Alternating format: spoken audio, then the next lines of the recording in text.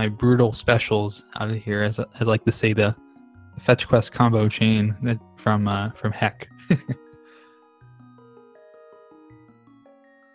And we are getting started here. Welcome to Stupelunk's house, and indeed, no sword at the start.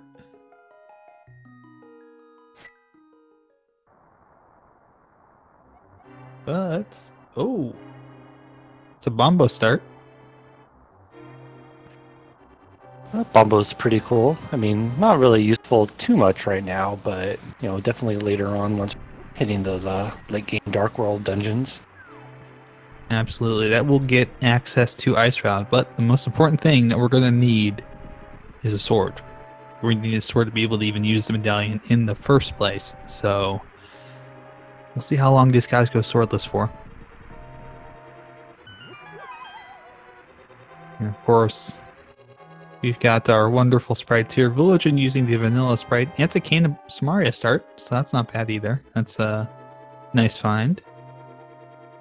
Yeah, I think Kana Samaria is one of my favorite starts to see, just because using it is so much different than every other weapon in the game. So you can see a lot of really cool setups with, you know, both the block damage as well as the magic bolt thingies that come out too.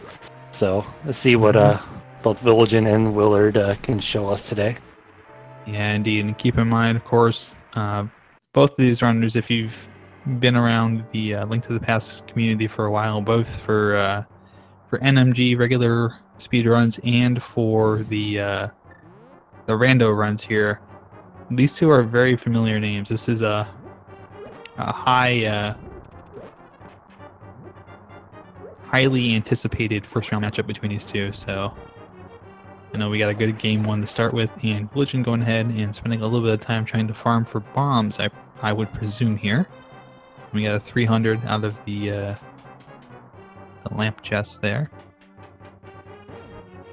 Yeah, there's always multiple approaches to take to farming the bombs with Kana Samaria. Some runners will go ahead and opt to, you know, see what's on these guards' prize packs. Some runners will just go ahead and rush all the way to sewers just to farm the rats that are a lot easier to kill in a really fast fashion. But right now, these guards aren't really giving anything to Vulajin right now, so Willard taking a small lead at the start by, you know, just kind of rush through as fast as he can. Yeah, it's a small lead, but of course this early there's bombs, so that'll be helpful. But even this early, you know, a 2 or 3 second lead's not really going to matter too much. It's nice, but, you know, over the long run, that's probably just going to be little execution bits here and there. A single chest check somewhere can cost you 3 seconds, so it's absolutely, you know, not anything more at this point than pretty much even. We're going to see some pot strats here from Willard. Yeah, definitely doing the 2 pots a lot faster, or safer to say, than using Kana Samaria to kill that ball and chain guard. It's 300 rupees for his troubles too. Indeed, so that's going to be enough to do Zora and the bottle vendor right at the start there, so that will be very helpful. Definitely not very often in the first 3.5 minutes that we have 621 rupees, so... Okay, JTB, I'm going to use my my psychic powers here. The next chest that they open is going to be a small key. Well, you know what? I would say if you can predict that, then I'm pretty sure you have enough psychic ability to predict the winner of this tournament too. The winner of this tournament is all of us. We all win by being here. It's not about who won the tournament, the friends you made along the way. Indeed, that was the true prize. Also, getting your name in the Houlihan room is pretty cool too. So, but yeah, I was mentioning the sprite work before. Vulajin's just using the regular sprite, but Willard, of course, it wouldn't be Willard if he wasn't using Garfield. Always Garfield. Always Garfield. And there's about 100 different sprites that have been made variations on Link and totally different characters and just a whole bunch of really cool stuff. And our sprite devs are responsible for all of that hard work, so always worth shouting them out. They do a wonderful job, and they're hard at work, even on more sprites for Rando here.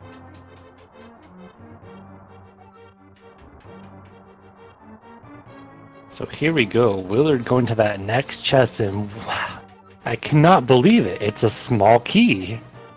Wow, I have such powers. No, I just know what the logic is. That had to be a small key because it's the only. Obviously, you had to open that door.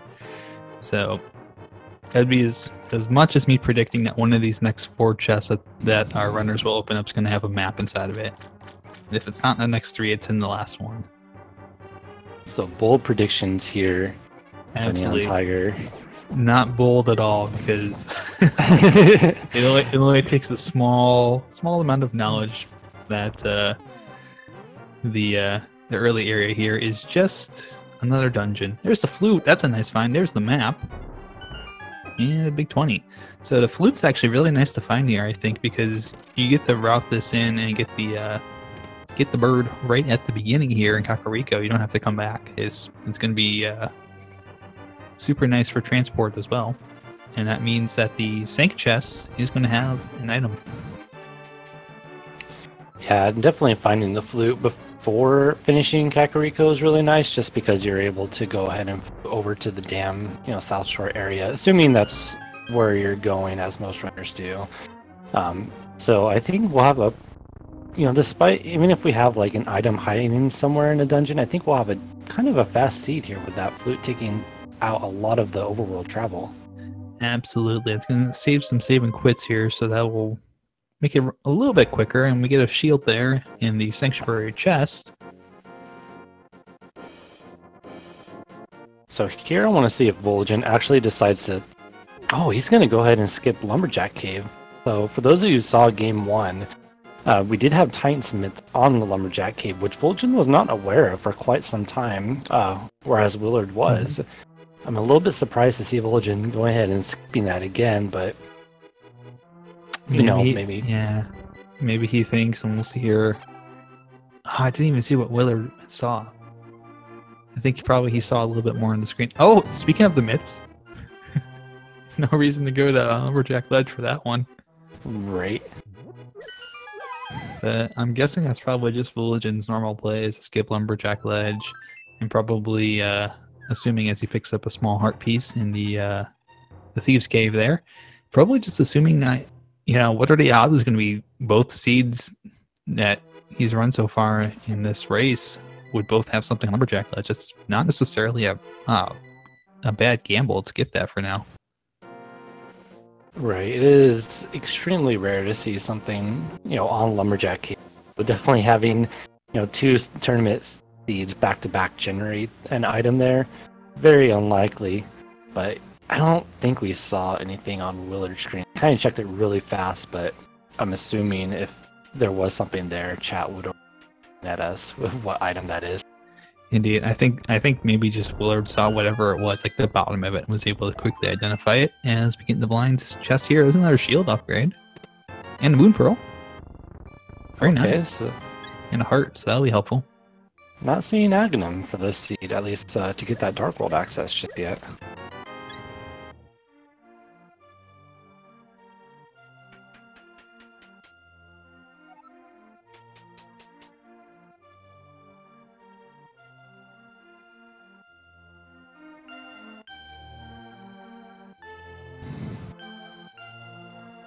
So I'll be interested to see if maybe we get our second lift upgrade, or maybe even the hammer here, to get that very early Dark World access. While we're in Kakariko, I wonder if Vulajin will go ahead, or either of our runners go right into Village of Outcasts, or need Fear 1 checks over at South Shore. Indeed, I've already called one game in the first round brackets here that had a super early Dark World access, and we did get to see a crazy Hype Cave play that absolutely paid off. So 100% could be on here. And ladies and gentlemen, if you would please rise, remove your hats, and remain standing for the Swag Deck National Anthem.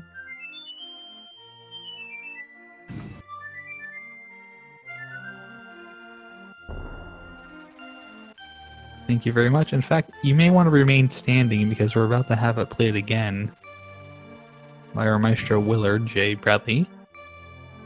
Fortunately, this one will be silent, so if you'd like to go ahead and just sing it to yourself and comfort your own home, you're more than welcome to do so. Indeed. Just maybe not too loud. If you have neighbors, they might get angry. Unless they're also rando runners, then they may actually just be standing up and listening. Yeah, that's the real secret. Is we all of us commentators and rando people all actually live in the same apartment complex. The rando mansion where everyone's room changes on the daily. You have to find the items that lead you to the room. Mm-hmm. That would stink. Well, we're seeing some bomb pickups here. Both our runners go ahead and grab some bombs. They were kind of out anyways, so very nice to have that. Unfortunately, the Cuckoo Hut doesn't have a whole lot, and we don't have a bottle to get Sick Kid.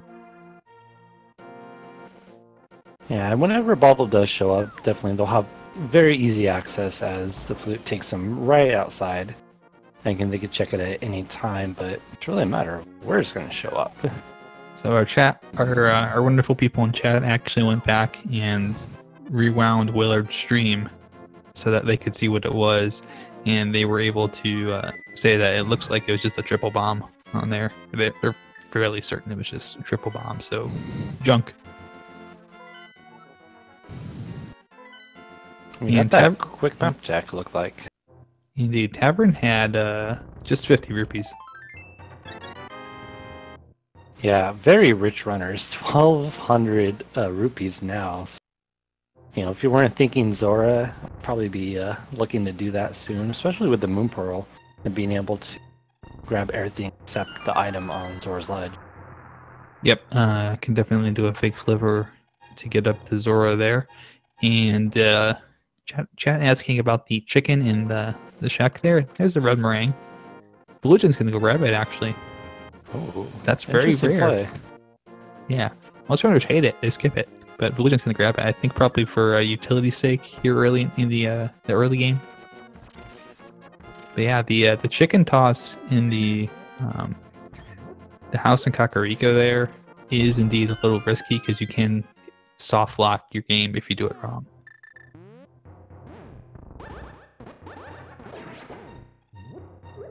So Vulajin opting to do Kina Samaria strats a little bit harder to pull off because it really depends on the positioning of the Moldorm. It does have the 8 bombs, but it's going to go ahead and just save them for the time being. Absolutely, Willow's going to pick it up as well. So I guess our runner's finding some utility in that red meringue early. A big 20 to start with, a little bit of love, another big 20, another big 20. And a 5-arrow upgrade, so unfortunately nothing of much value here.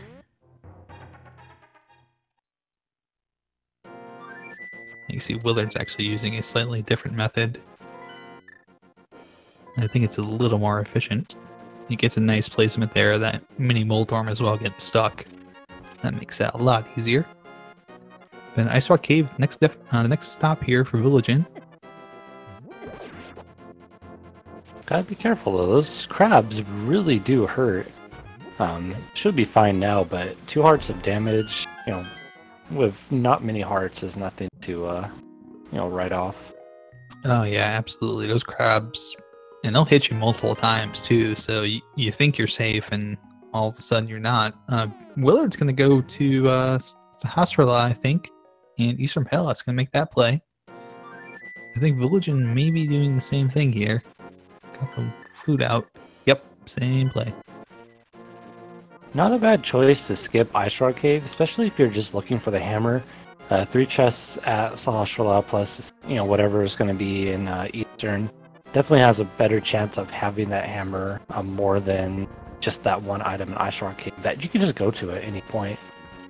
Absolutely. And we got a little bit more info from Willard actually talking to the Sage, getting a sword. A big 50 and 10 bombs. But we know now the green pendant's in Swamp Palace, and a regular pendant in Desert Palace, and Crystals at Eastern Palace, and Tower of Para. Willard's going to fly away. And it looks like Vulajin also going to do that, and Willard's going to go up to Ice Rod Cave. Where will Vulajin go? Maybe a fake flipper here. No, he's going to go up to Death Mountain and rescue the old man. Interesting, you know, trying to, obviously, this is a logic break right here, not having the lamp. But this Willard is going to go do fake flipper. Yeah, and that's why I thought Vulajin made sequence breaking the old man seems a little bit less desirable than sequence break to the Zora area. It's just how many items are available. And wow, talking about a sequence break as WillardJBradley finds the Titans in the waterfall cave when we don't even have the flippers yet. Oh boy, that is really nice, actually. That's gonna go ahead and open up a dark world for our runners because they'll be able to go through the portal at Kakariko Village now. Right, and it's going to be very important that we pay attention to when the flippers actually do show up in this logic, as mitts are something that is usually required to pretty much access the majority of the game. So if mitts don't show up until very... Oh, they are right there, yeah. Okay, well, never mind. That just... forget everything I just said, as mitts are going to be picked up supposedly very early in this logic. Indeed, I think Vulajin's probably going to head up and grab those mitts right now anyways. I was about to say, JTV, I was thinking, like, you know, if this is not an Agassiz, we're going to have to find those flippers very soon because there are not a lot of locations left to check without going to the Dark World. The sequence break definitely paying off for Willard as of right now. Takes a small lead as he's going right into Village of Outcasts, probably going to give us that immediate map check.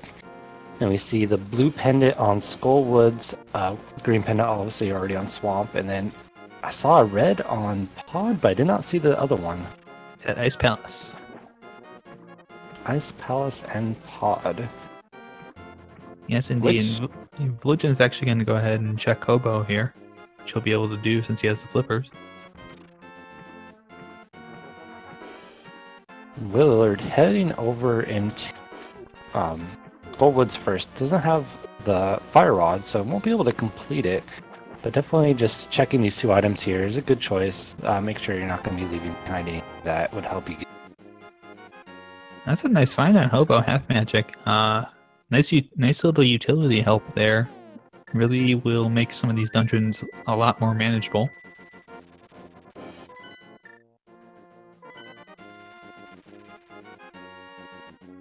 First item found in Skullwoods, just that big 20. Well, they're gonna have to go back to that first part of Skullwoods to see if he wants to find that second item, or possibly he could just be in the back, locked behind Fire Rod. Absolutely could be, but Vulajin's about to pick up his Titansmiths as well, and gonna be able to, if so desired, go ahead and go to the Zora area.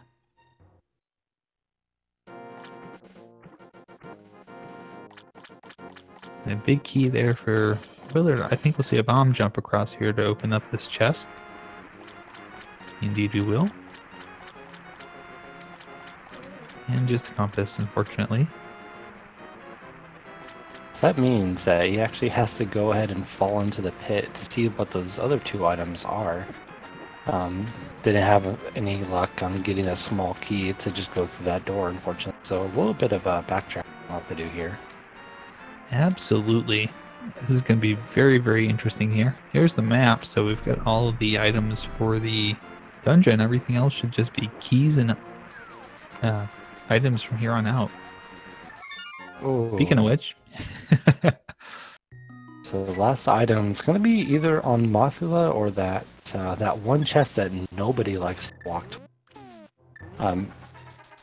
Meanwhile, Vulajin does have his mitts now. See, he's going to be heading over to Kakariko Village as well. Outcast. Dark World. Yeah, it'll be very interesting to see the routing that our runners take through Dark World here. Willard's going to go ahead and make the move up to Bumper Cave to check that, and it's just Looks like an arrow upgrade, or either that or a pack of arrows. So interesting enough, with these early items that we have, especially the flippers in the middle, I'm really wondering if someone gonna rush over to pod immediately. We can get over to pod by going through the north side of Dark World and jumping down over by the Witch's Hut, or the Dark World equivalent of it. But generally, when we see pod access very early on, it's more likely to have some acquired items. Indeed, and Sigma's actually pointing out correctly that the last item in Skullwoods is going to be on. I think it's going to be on Mothula, because I believe the other chest has to be a key, based on the way that the logic operates. See, I don't know anything about key logic in Skullwoods. It's just because there's so many small keys in there. I could talk all day about Ice Palace and my Skullwoods. It's like, let's go with the flow and see what I pick up. Yeah, there's a couple of dungeons I definitely know about the key logic, especially Palace of Darkness. When we go in there, we'll be able to talk a little bit about that. That's a fun one to discuss. Just 10 arrows there in the C-shaped house. Willard's going to be, looks like heading down to digging game. Oh, okay, no, he is going to pass up the frog right now. Yeah, you definitely don't want to pick up the blacksmith just yet, especially when you have Thief Sound and Palace of Darkness to go into. You don't want to have to be forced to go all the way back to Kakariko. Even if you have the flute before you can go into any Dark World dungeon. Oh, and there's a fire that we can go back over to Skullwoods to clear that out. Yes, indeed. That is a very nice fire rod there. So Willard will be able to go ahead and complete that dungeon, pick up the pendant there, if so desired. Probably doesn't have much of a choice, but this will give Vulajin a bit of an advantage as well, since he does have that half magic to deal with Mothula, whereas Willard just has, just the fire sword and the fire rod. So if he does run into a little bit of trouble, he won't have as much as a safe fight as Vulajin will. Absolutely, and half magic's going to be very nice and helpful for Vulajin there.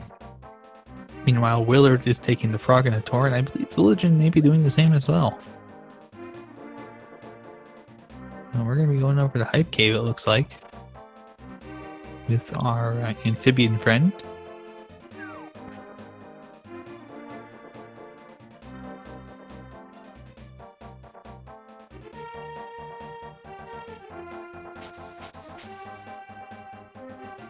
So I think this is definitely a better play now that you have the blacksmith and you can do Skullwoods, knowing there's an item there, rather than just going in Palace of Darkness, since you can just flew over to Kakariko, turn in the blacksmith, and go back into the Dark World through Skullwoods.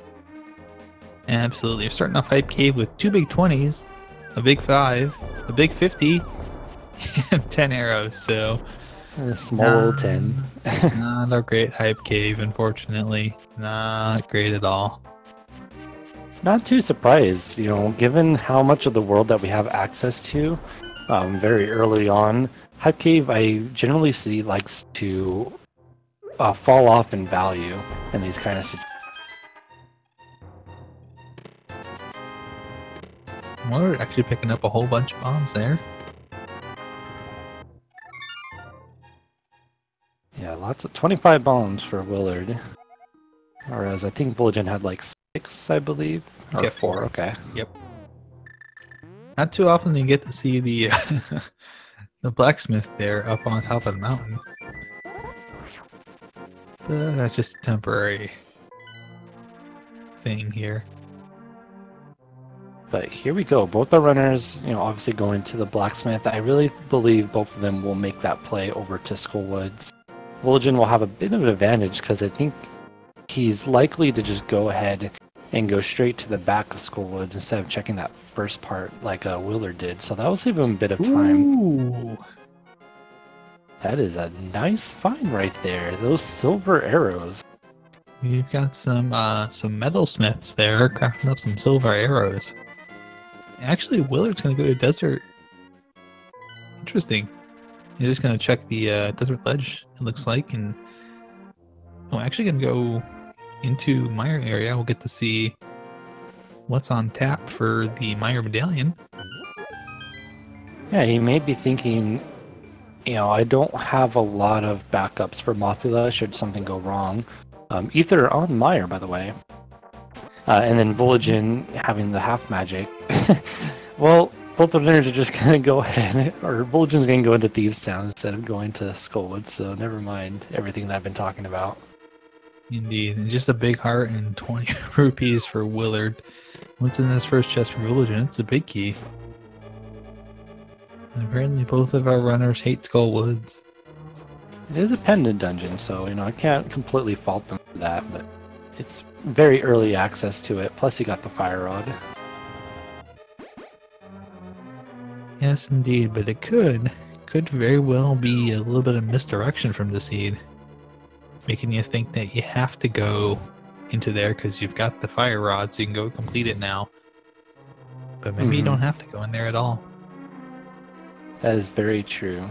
Just because an item shows up doesn't necessarily mean it's a breadcrumb. It could just be, hey, you know, you have this item, so there you go. And we do find the boots in the third chest of Thief Sound. Yes, indeed.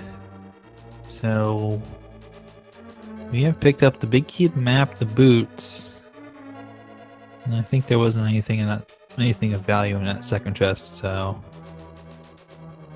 we'll get the double check here with Willard in a moment. Yep, just the big 20. Yeah, so 20. 2 items, 2 dungeon items, no small keys. So the small key is going to be somewhere within the second half of this dungeon. Our runners are probably hoping that it will be inside the big chest itself so that they don't need the hammer to go open that up. That's a nasty little loose square to have hanging out there when you're looking for an item to go into go mode. Yeah, that's always the situation I never want to find myself in. You know, is there going to be an item in that big chest once I find hammer much later on? And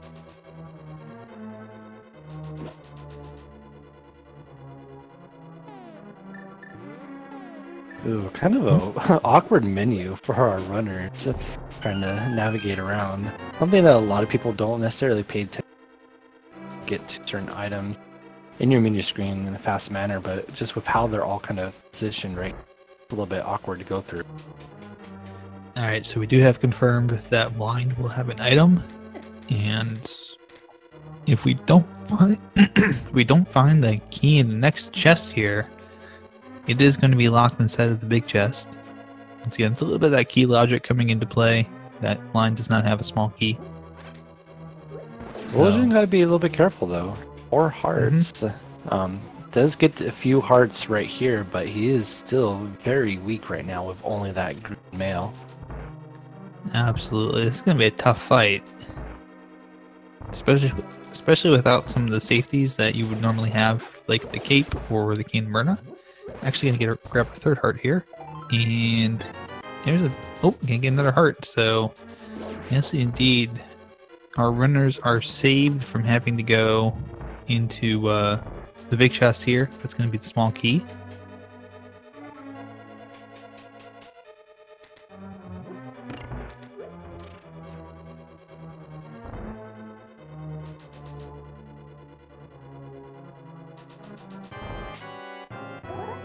Alright, so Vulajin entering his blind fight should make really fast work of it. Obviously, blind being that one boss that doesn't care what kind of sword you have. All it takes is 9 hit.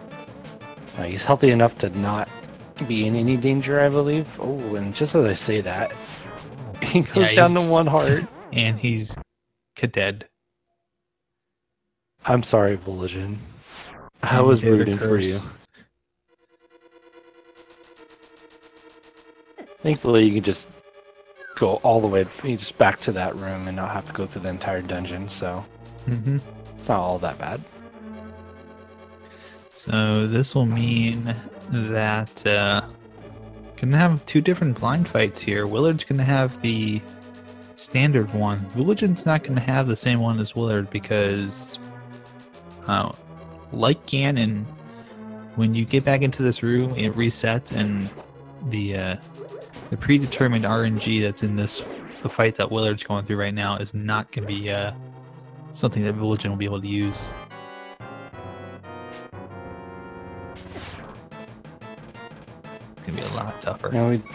Oh man, he's just getting beat on by Blind right now. He could switch over to Kane for this next attempt. That might help a bit, but we'll see what happens. Meanwhile, Willard just making super quick work, getting that Thief Sound Crystal. Vulajin gonna back out for now. Can't blame him. It's a tough fight to do with the green meal 8 hearts and no safeties whatsoever. We don't have any sort of bottle. We don't have any sort of we don't have a Cane Burnout Magic Cape. Anything that would make this a lot easier. Meanwhile, we'll get an interesting look into, looks like he actually front half of Skullwoods. But we'll get to see whether or not there is something required on Mothula. Yes, indeed. By the way, JTB, did you call for a purple chest turn-in? Because I guess whether or not you did, you're going to get one from Willard. I definitely did not, but... Just a big 20. That purple chest is one of those items I just don't like turning in, and then it's always unfortunate to see when something very important. So glad that it's just that big 20 today. Absolutely. We're going to get a Guinness Cave as well here. Prepare the agony cave. Yes, it is indeed. Just a little bit of love.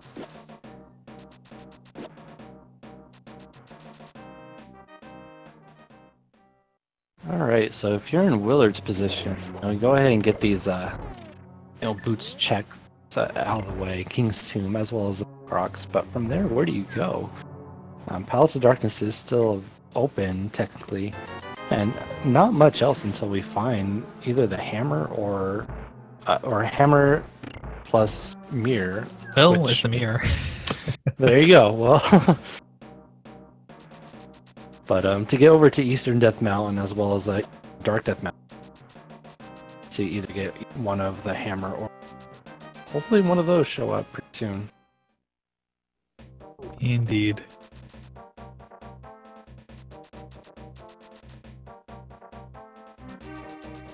Vulajin deciding not to go all the way back of Skullwoods, so we don't know if there's ever going to be anything on Mothula until much later. Yeah, very interesting. That Vulajin now just going to go ahead, I think, and check Bonk Rocks and King's Tomb. We'll grab that mirror as well. And Willard's actually going to go up check probably Ice Rock Cave and Hobo and get some of those little squares taken care of.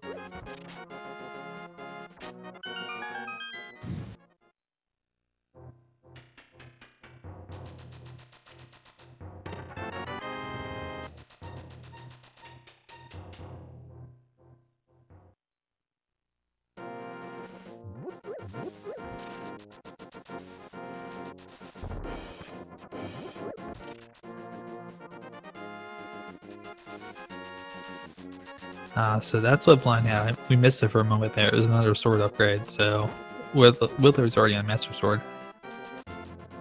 He's doing the water walk here. Right, I did forget that he did not see the item on the island, nor did he get Hobo. So it'll be rewarded with that nice half magic. Indeed, does not have the flippers, does it?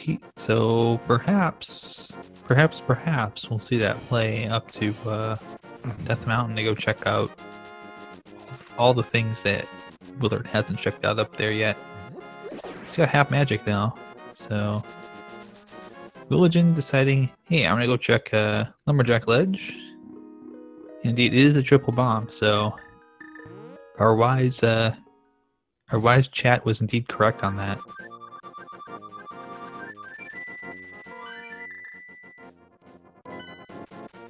Alright, and Willard's gonna go ahead and take advantage of that immediately. once he goes up the Death Mountain. Probably going to make that play into Tower of Hera, which will be another crystal. It does have that fire source just in case he has to go into the basement. So yeah, we're going to get probably a check here from Vulajin. Actually, that's going to give him access to Desert Palace if he wants to, but we'll probably get a checkerboard cave check first. Alright, Desert Palace, is open technically to him, but it is a pendant, not a crystal. So it is a bit of a gamble on whether or not you want. Just turns around and nopes straight out of that ledge item, but indeed will go into Desert Palace here to peruse its wares. So I have to wonder, does Willard pick up the flippers here? Or does he gamble on Swamp Palace just not being required whatsoever? Will be interesting to see here. I wouldn't, but that's me. Okay, Willard he goes ahead and is yeah. Plus, it's a lot easier. It's just easier to have them, rather than say, well, I don't need the flippers for anything, and then all of a sudden, shoot, I need the flippers for something, and I gotta go all the way back up the Spectacle Rock to get them. So, you're here, you might as well grab them. Really, he just wants to show us this cool bomb jump right here across 3 tiles. I believe this is the longest bomb jump in the game. That is correct, and he just nails it. Very nicely done.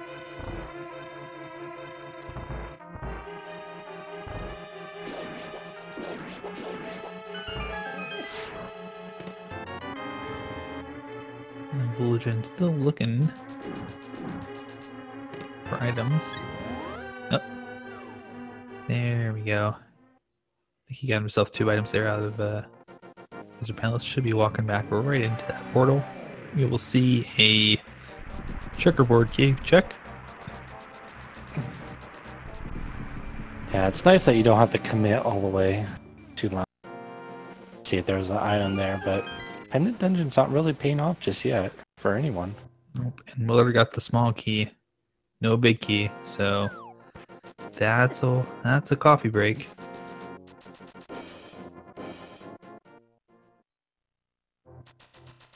Have to imagine Vulajin will probably be heading Tower of Hera next as well, just to kind of take advantage of that, especially with nothing being desert area or whatever.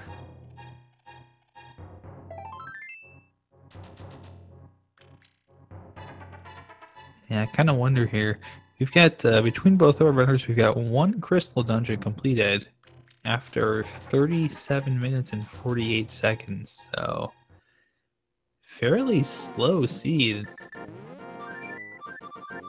Just getting lots of small things here and there, but nothing that really screams, hey, go here and complete this. It's just kind of a scavenger hunt at this point. Yeah, and that's always kind of the problem is when you find these myths very early, there's just so much of the world that gets opened up that all these next progression items are just going to be scattered all over the place. Indeed. So a couple of questions from chat. Is Garfield's bunny form Odie? It is. That is correct. It should be John Arbuckle, but Odie's fine. Why is Willard ahead so much? Well, at the moment, Willard's got the advantage because of a couple of deaths that Vulajin had on blind, plus additional chest checks that Vulajin made going into Desert Palace. And checking some of the locations in and around Misery Mire and Desert Palace that Willard has not been to yet. So just some arrows, or it may have been actually arrow capacity on that big chest. So I think we have 1 more item still on Moldorm. I did not see if another item was already picked up. I don't believe so, unless there was an item hanging out in the small room downstairs. Regardless, you gotta kill this boss anyways. So, get it out of the way.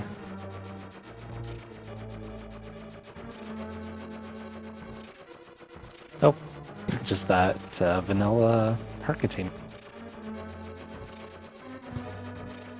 Yes, indeed. And BK pointing out very much that, yeah, even though one runner may be ahead right now, in this case that'd be Willard, with the action that you're seeing on the screen, it's no lead, especially this early, only 40 minutes in. No lead is safe, I guess you can say. No lead is insurmountable. There's still plenty that could go one way or the other here, and Willard's actually gonna go ahead and check a couple of locations here. He may go into Desert Palace, so this is one of those things where, you know, he's gonna go check Checkerboard Cave at least. But this is one of those things where, you know, somebody completes a check and it looks like they're behind, but they're only really quote unquote behind because the other runner hasn't checked that yet. And yeah, that big 50 Checkerboard Cave is gonna be a big nope. And yeah, you're right. It's so early in the seed that, you know, any lead is not insurmountable. All it takes is just one runner maybe going to a location that the other may put off and finding, you know, something like the hook shot or the hammer to just give them, you know, a lot more access to the seed.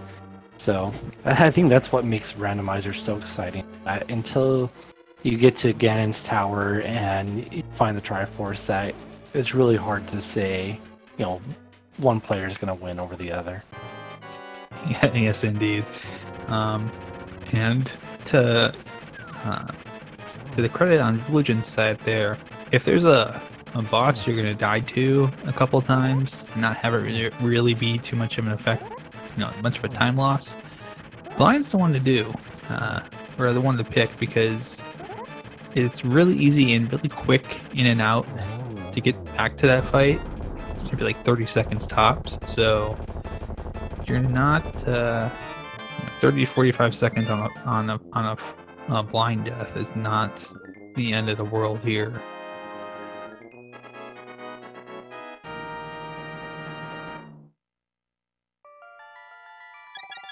And Vulajin picking up that first crystal, getting the tower repair one. Willard, yeah, now going through Desert Palace. Where does Vulajin go from here? Maybe dives back in and checks out these down here. Oh, Yeah, Willard's going to the back. Interesting. You know, I wonder if he is gambling on possible pendency. Very interesting. And indeed, Vulajin is going to go in and take care of Blind now with 11 hearts. Will make it a little bit easier. Still going to be tough, but I think with a couple extra hearts there, it's a couple extra hits you can take.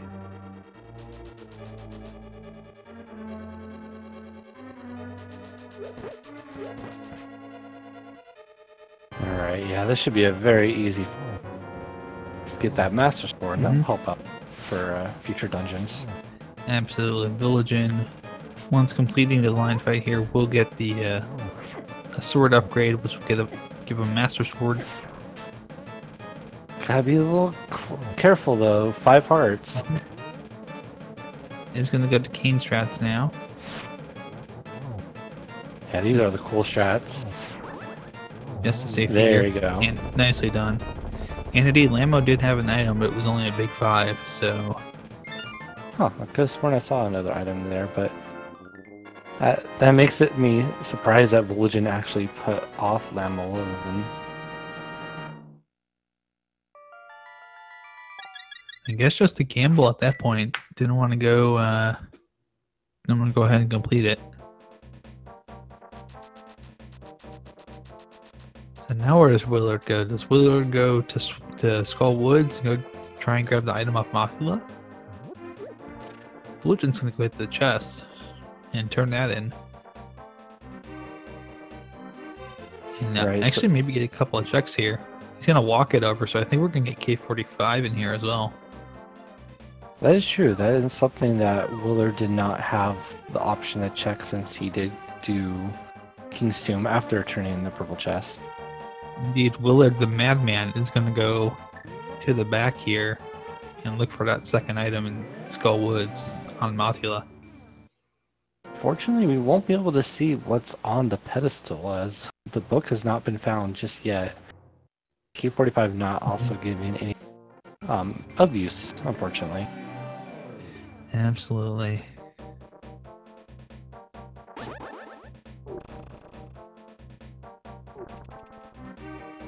So Vulajin could head into pod from here. Kakariko is our only access to the Dark World as of right now. So he could, with the flippers, jump into the river and swim over to a Palace of Darkness if he does decide to do that. Indeed. One of the interesting things, too, is going to be if pod's bow locked, because if they make the play now and they don't have the bow, if pod's bow locked, they also don't have a bottle, so they can't do the potion glitch. I think Vulajin may be going to make that Mothula play as well.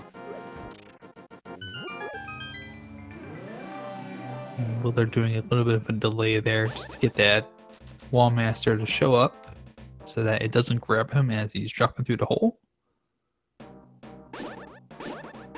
And starting out with an, oh, now he's using the fire rod, just kind of sprinkling it in there.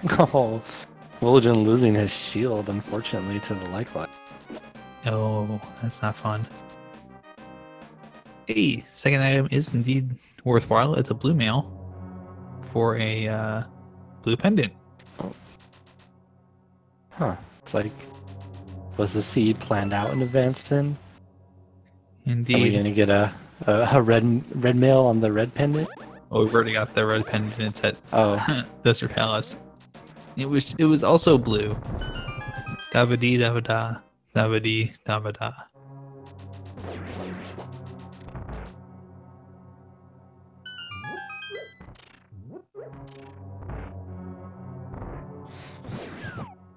Alright, so both runners kind of getting, hinted over to that pod area, as we don't have a lot else we can check.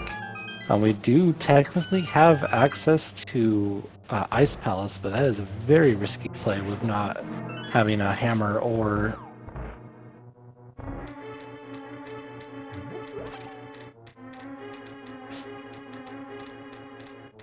And Vulajin also waiting out the Wall Master there. Gotta say, good idea. Yeah, not taking any chances with that Wall Master grabbing you. Absolutely.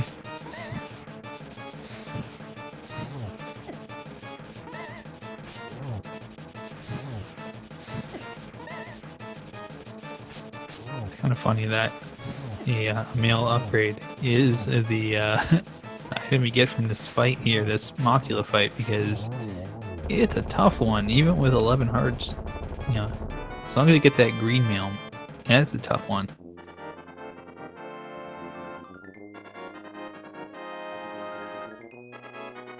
And I believe Willard's going to say yes to catfish here.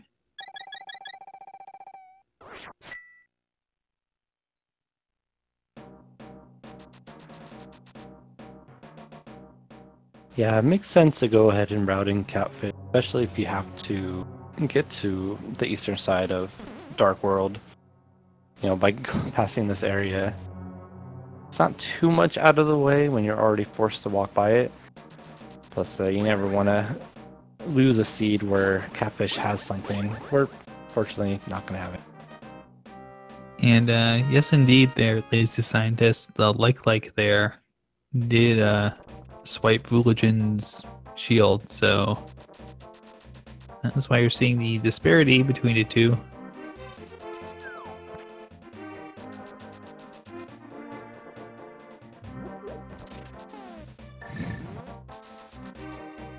But yeah, if you're wondering why that Wall Master can grab you even when you fall down the hole, it's because the transition between layers hasn't happened yet.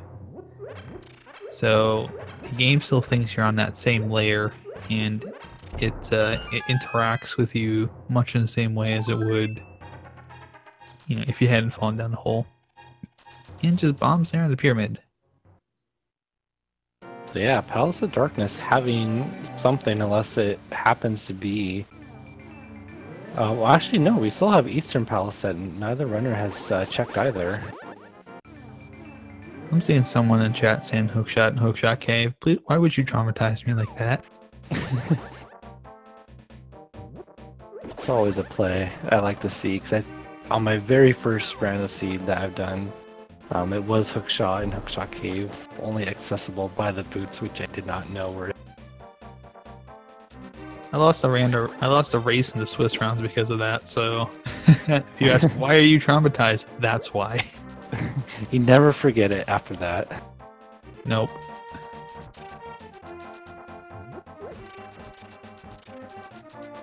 Alright, Willard heading into Palace of Darkness first, probably just wants to see if it's bow locked, and we'll continue on, obviously if it's not.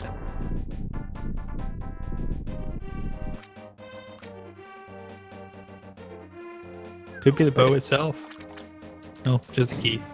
That would be a first if I saw a bow there. I don't think I've ever seen a bow show up there in either my own seeds or just other seeds I've commentated. I have absolutely seen it, and it is a sight to behold. It's such a wonderful feeling to see that. You're like, oh, I'm bow locked. Oh wait, no, I'm not. We've got 2 keys here to start with for Willard, so I did mention I wanted to talk a little bit about the pod key logic here. So there are 4 keys in the first 6 chests here in the front. So if you're wise and you can count the chests here, you can figure out, well, Willard's going to go ahead and open this up anyways. But you can go ahead and figure out where the keys are. There's the big key, so that counts as an item. So there's 2 keys and an item left. And if we get an item in this chest, powder, we know that the remaining 2 keys will be on the left side, and that means that the dungeon is indeed locked, is bow locked. Now you could, if you had a bottle with a potion, do that potion glitch, which allows you to bypass or get through the Mimic's room, but you also have to take into consideration that, hey, I actually do need the bow to get all the way back here. So if you're in go mode looking for that bow, you know it can't be in the back of pod. But if you're not in go mode, this kind of could be something else back there that kind of cuts down a lot of time on the seed if you know kind of how the logic works. Absolutely. There are 6 keys in total in Palace of Darkness, so there's 2 keys remaining in the back there. We know that Helmasaur King cannot have a key. That is always within the logic. So, can be anything else but that. Willard finding the big key in Eastern Palace here. But one of the nice things about Link to the Past is that the developers, when they made this game, put in a bunch of, I guess you could call them checkpoints. They're essentially checks to make sure that you have certain items before you can progress into a dungeon. So, you know, if you're playing this through without using major glitches, there's the mushroom. There are certain points you can't get past without certain items, and there's no way to get around it. And the bow in Palace of Darkness is indeed one of those checkpoints. And there's a potion. Well, Willard, if you want to go back into Palace of Darkness, you can do it now. Yeah, I wonder if he makes that play, or you know, with both the powder and the mushroom, as well as the sick kid, you know, on the table. If you just take a gamble and hope that there is progression on one of those 3 locations. You can definitely do that, and Vulajin can follow in very closely here. Willard making it through those dark rooms here. So these are some of the easiest dark rooms in the game. Surprised he's doing this. He does have all 3 items, I believe. Actually, no, I'm mistaken. You got one more. They were in pod. Yes, we've got one more. We've got 2 of the 3. Now we've got all 3. There it is.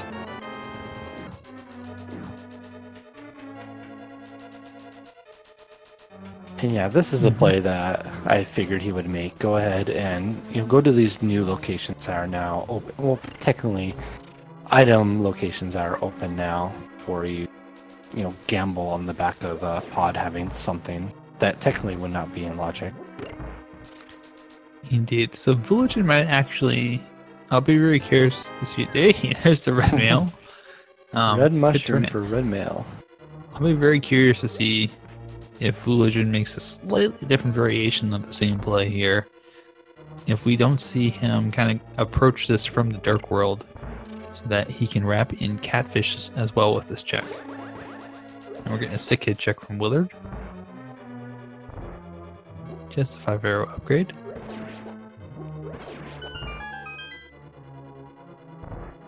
So Powder, the only thing he has left as far as if he's following the logic from Palace of Darkness, doesn't have the hammer, so he does have to go all the way into the Dark World and use the mirror to bypass that peg and jump down into the magic bat.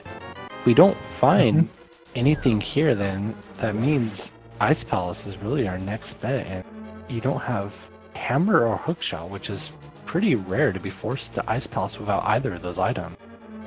Which means that if you don't have the hammer in Ice Palace, you cannot complete it. Right, I think you get access to... I don't know exactly how the logic works, but you cannot fully complete that dungeon, unfortunately.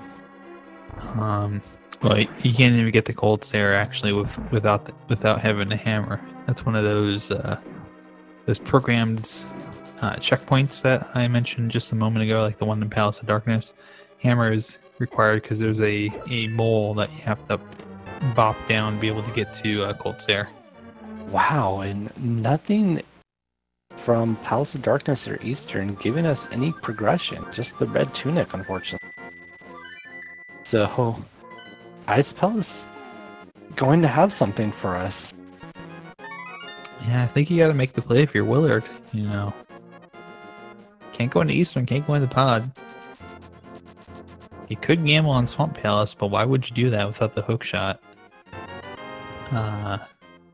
Can't do Mire, can't do Tour Rock.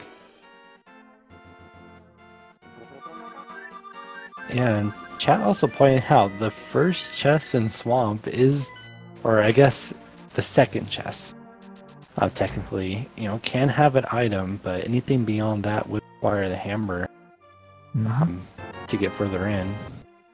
Boy, if we get a nice palace and there's nothing here, that's gotta be the only place I can go.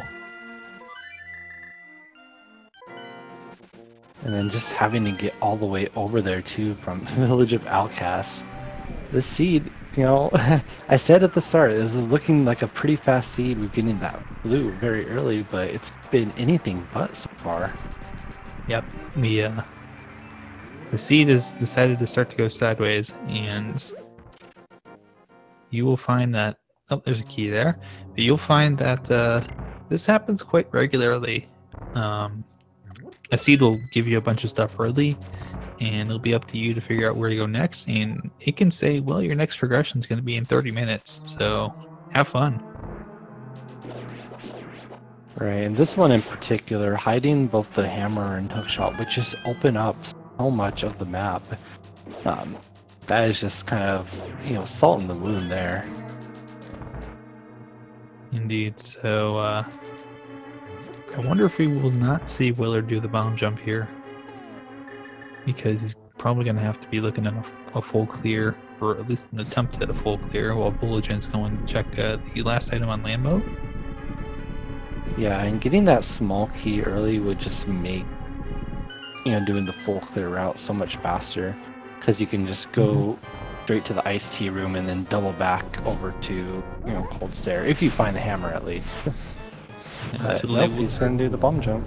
Yep, decided to do the bomb jump here. And indeed, Vulajin can get the shield back. He can buy another one. So, doubt we will see him. We'll see him go buy it though.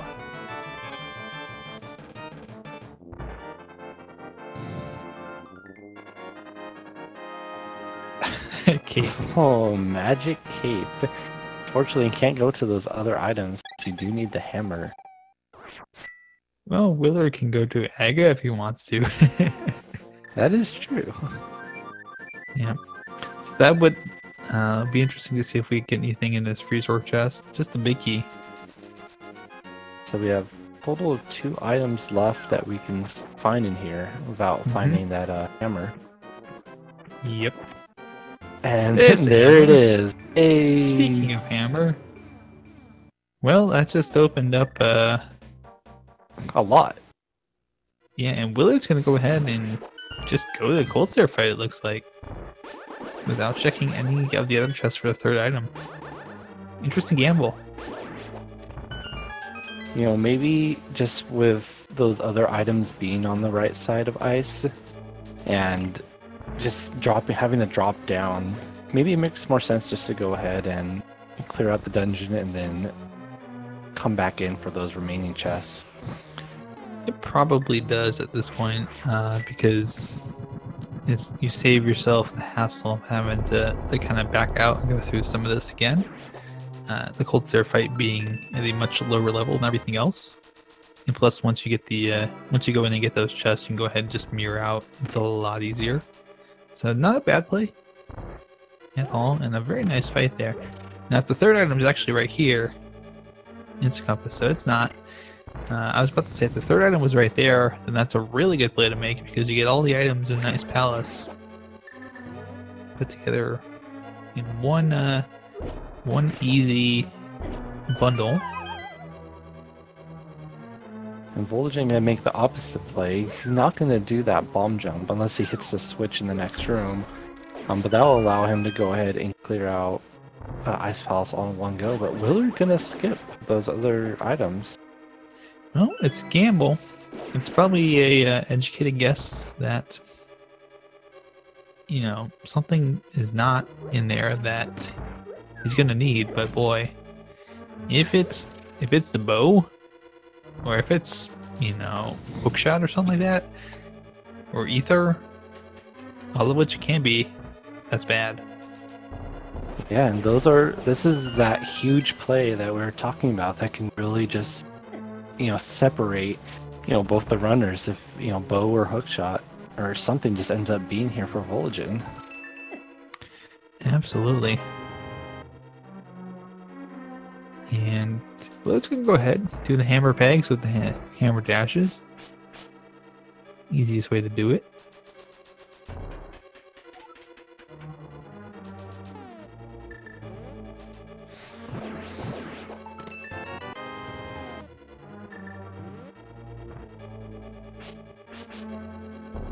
So having the hammer does open up, you know, all of that, the rest of Death Mountain that we haven't been able to see just yet. But it looks like Willard. Oh no, he did not check 45 or Cave 45 even just yet. So we're gonna knock that out of the way. We are seeing Vulajin go ahead and complete the other checks here. We'll check Ice Steve room. The bane of runners' existence sometimes, because I have seen. Nope, there's a 3rd item. Yep, I have seen many a run get highly derailed by something important being there, and Vulajin probably just counting now, realizing I got 3 items. I don't need to do this. So gamble definitely paying off. This is one of those gambles that does save you a whole bunch of time, since Ice Palace is just a real pain to get through. But Vulajin will be heading down to his cold stare fight. Hopefully this fight does go a little bit better than it did on game 1. But I'm sure after game 1 he probably put a lot of practice to make sure that he wasn't going to die to cold staring it. I would say so. He's got red mail on 12 hearts though, so that shouldn't be too much of a hassle. But Willard's gonna go do the checks here. We'll actually, looks like, start by opening up Turtle Rock. We'll get a check here of the medallion. And so for go mode, once we get this check here, we will know what we need officially for go mode. It's going to be Bombos, so that's going to open up. I don't think Willard goes in yet. So we need a hook shot, Ice Rod, and the bow. You got that double bombos action going on both screens. But yeah, when do you go into Turtle Rock? Go in after doing, the rest of Death Mountain and hope the ice rod's in there, or do you maybe do some other stuff first? Yeah, I think you go ahead and check all the stuff that you were going to check up here. Do a nice route clear of East Death Mountain. There's so many chests up here to check.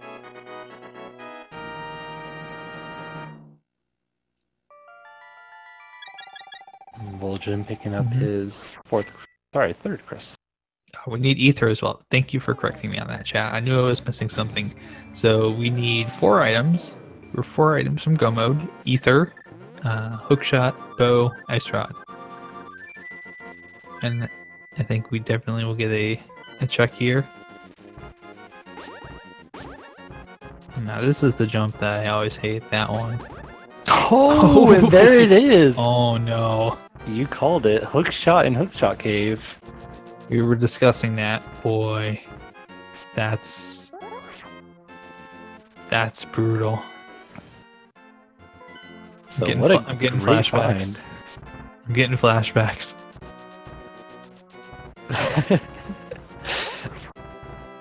Heck off is probably my favorite reaction to finding Hookshot and Hookshot Cave.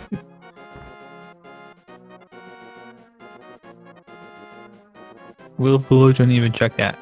I hope so. Yeah. He's guaranteed to check that. It's like one of the main reasons you come up here. Indeed. And there's a shovel up on the floating island, so...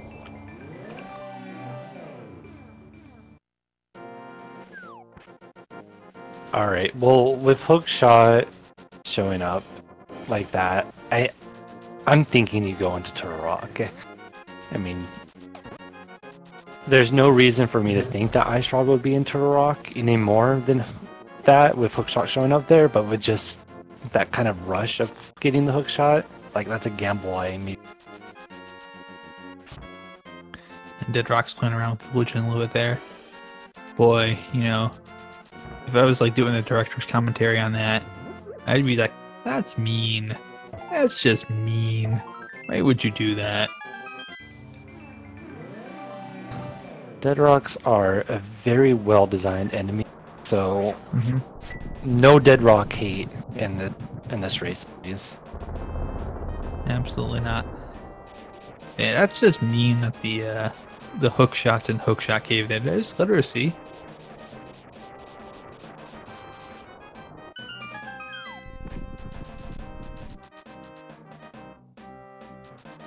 So we've got a lot of things open now. So what do we got here in Pevark's Cave? Bombs. 20 rupees. The bow! There it is. So forget going to Turtle Rock. Well... Looks like the play was to come up the East Death Mountain when you get that hammer. And yeah, it's just funny that hammer locking so many items over here on Death Mountain. But yeah, I think we go ahead and we check the book right now, and then we go do Eastern / pod and then save Turtle Rock later. I would think so too. And Vulajin finding that hook shot. So indeed the answer was yes, Vulajin remembered to go check that. And there we go.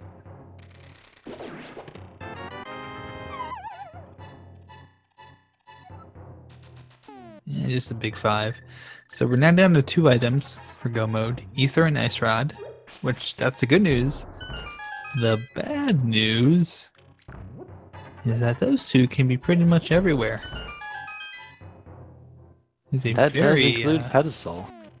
Absolutely. There's a very, very large area where those can be.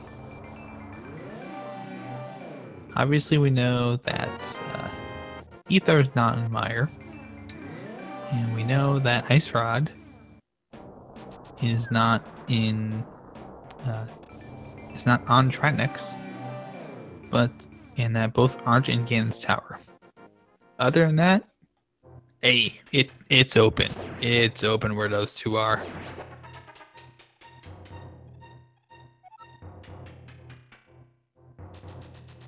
So yeah, there's that Eastern slash Palace of Darkness play. Definitely the most reasonable play to make right now, but after that it gets a little bit risky. You know, do you gamble on, you know, Swamp Palace to possibly find, you know, Ice Rod? Do you go straight to Turtle Rock to find Ether? Or there's just a lot of options to take after completing these two dungeons. Really interested in seeing, you know, what both Vulajin and Willard decide to do. Indeed, Vulajin about to pick up that bow, so kind of right on Willard's heels here.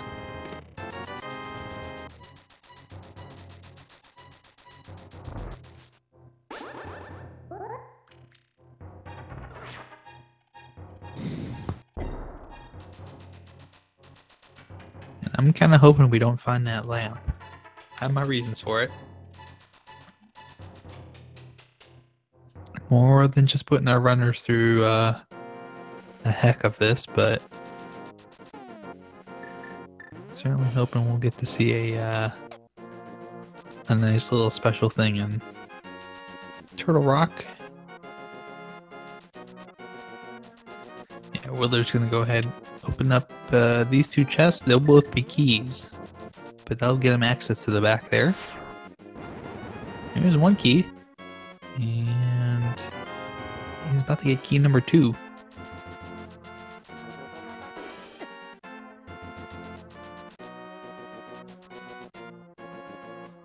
So look at this, Vulajin's heading back over to the east side. Did we get a Spiral Cave check? Yeah. Okay. I was about to say, I don't think we saw him going to Spiral Cave, so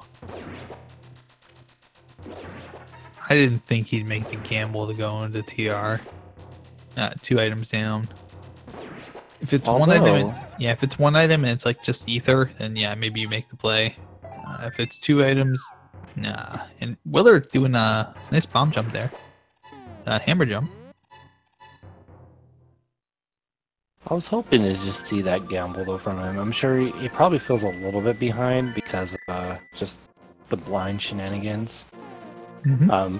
Plus, you know, finding the hammer in Ice Palace, you know, it's always, you know, you're always thinking, did the other run find that?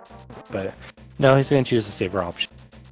Same, doing both Pod and Eastern Palace, or thinking about T-Rock. Yeah, I didn't see what Willard got in either of those chests. It didn't look like it was bombs. Maybe it's some kind of capacity upgrade. It wasn't an item. That much I know because we didn't see it displayed. And it wasn't the key because I didn't see the key number change there.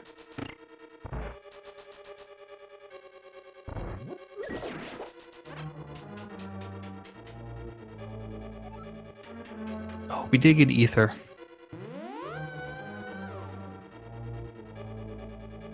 So that answers that question. Where's the ether? It's in the maze. Wow. So good old Ice Rod Go mode. Everyone's favorite version. Just barely beating out bow mode. Oh. We got the worst go mode of all. The one where it can be anywhere.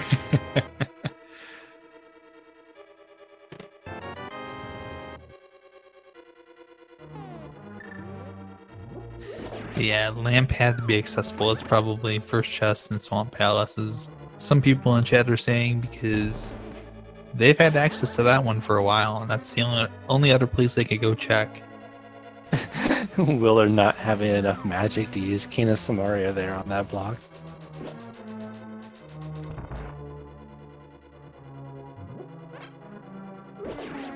Yeah, but who needs magic? So, Willard, without having the lamp here, and we're seeing Vulajin set up the hammer jump, bomb jump as well. Oh, it's gotta be pixel perfect. Got it. Nice. Nice. It's well, as That's a possibility. It could be in Bombo's tablet. It could be in a couple places. It doesn't have to be in Swamp Palace. Bombo's tablet's a possibility. It could even be on pedestal. I don't believe any of our with what we've got. I don't believe any of our dungeons require lamp to get through, because we got Fire Rod to take care of Desert Palace and Skull Woods, and Swamp Palace is not lamp required. Unless there's a specific item that's locked behind the lamp that may be worth forgetting about here. Yeah, this is that situation where you really, your analysis of the seed comes into play. You have a lot of locations that are unnecessary that you need to figure out where is my lice Adam. Bullthorn is having a little bit of trouble. Willard probably wishing he had a little bit of magic to that torch in the room, but gets through. Absolutely, and everyone in chat is like, "What the heck is going on here?" Both runners in dark rooms. And Willard, I believe, is now he's not completed that. He's through. And we're gonna get the Helmasaur King here. This will be very easy with those silvers. Yes. 17 hits to break the mask, 1 silver arrow to finish the job.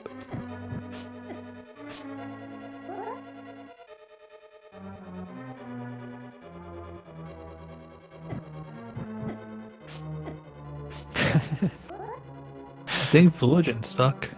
He's stuck. Oh, I think he's pretty close to being out. Oh, maybe not. Can't tell exactly where he's at. It's obviously, as just the viewer itself, it's a little hard to figure out where you are. And I believe at this point, this is when Vulajin will be going and opening up a map that he's probably got somewhere of the dark room. Trying to remember, where am I at? I think he's... There you go. Yeah, there we go. So yeah, one of the things to keep in mind, map use is indeed allowed. Pretty much for that reason, because it doesn't really present you a huge advantage if you're stuck in a dark room. Because if you're using a map and you're stuck in a dark room, you're probably lost.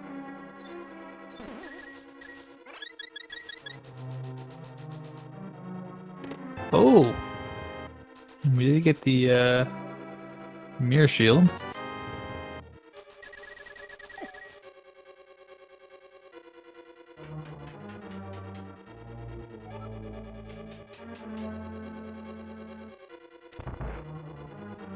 So I think after this, Willard probably is going to go straight into a rock and just take that gamble that Ice Rod is there.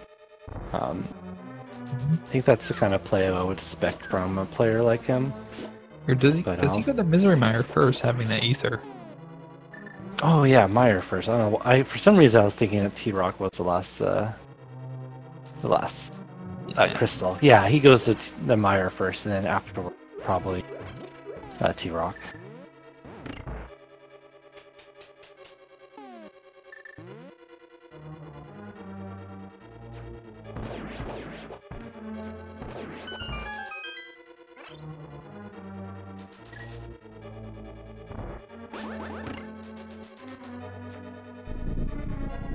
So Vulajin will now be getting to go through the dark rooms here. These are some of the hardest dark rooms in the game that you will regularly run across. Simply because of the fact that in the third dark room there are 6 terror pins that you have to kill to open the door, and they are constantly moving and you can't see where they are, and it's not fun. But Willard going ahead just bulldozing those Armos Knights. Vulajin will have a lot easier time here with that Fire Rods. Willard did not have that magic. So we'll save a little bit of time here, but definitely Willard having a bit of a lead, assuming that Ice Rod isn't somewhere completely ridiculous. But the way the seeds operated so far, I would not put ridiculous. We're gonna get a pet check. Willard's gonna do the pet check. Okay, yeah, I can definitely get behind this, trying to figure out. This will let you pretty much go mode Mire and Swamp Palace if it isn't being here. Red grew in a bottle, so... Oh, man. It's a bottle. I would laugh if Sick Kid had Ice Rod and they hadn't found the bottle yet, and indeed was pet required to get a bottle. That would be forgot there. They had the silver arrows.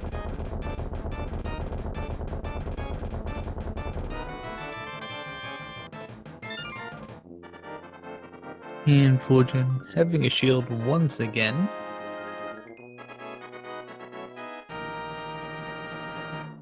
And Big Spot only turning up some bombs.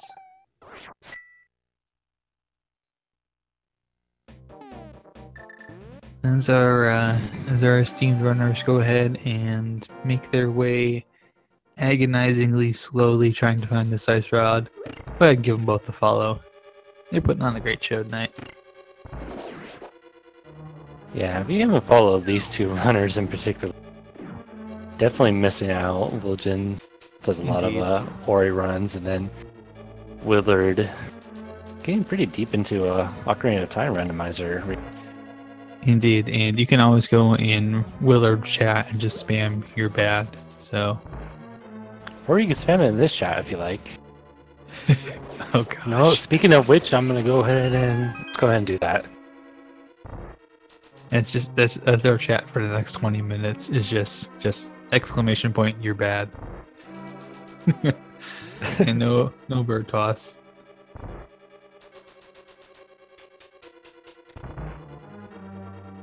No bird toss, you're bad.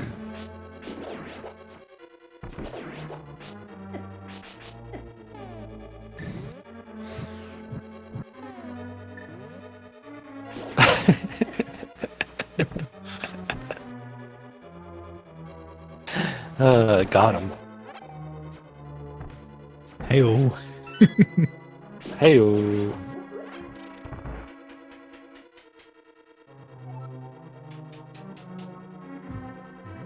Alright. But anyways, Willard going ahead, making his way through Misery Mire here. Picking up keys left and right. Yeah, a little bit unfortunate you're not able to go mode this dungeon.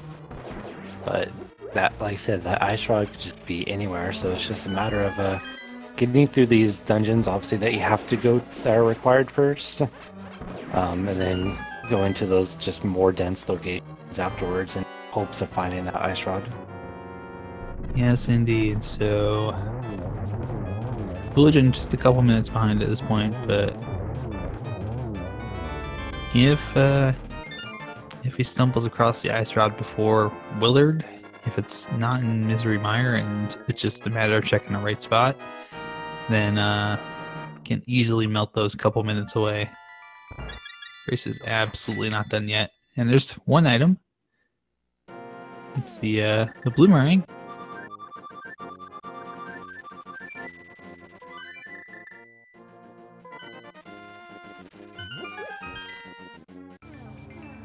Alright, and Vulajin also heading over into Mire, not too far behind Willard at this point, since he didn't do that pedestal check. Alright, you guys, you're gonna get your second chance at the bird toss here. But oh, he is perfect for this one. hopefully we'll get a its better cousin, the bird tote. Bird tote, bird tote, bird tote. Come on. Oh. Where's that bird poke?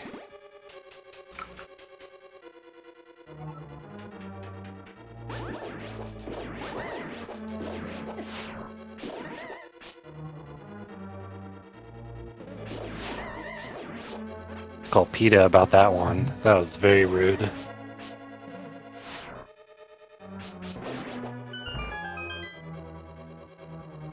So I'm trying to remember, did we find both items?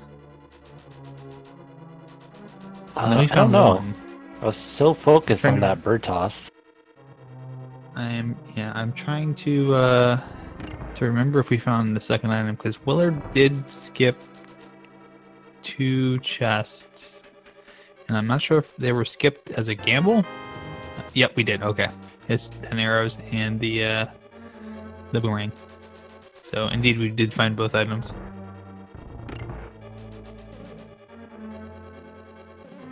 And Willard is getting to do all the dark rooms in Misery Mire. His are not fun to do.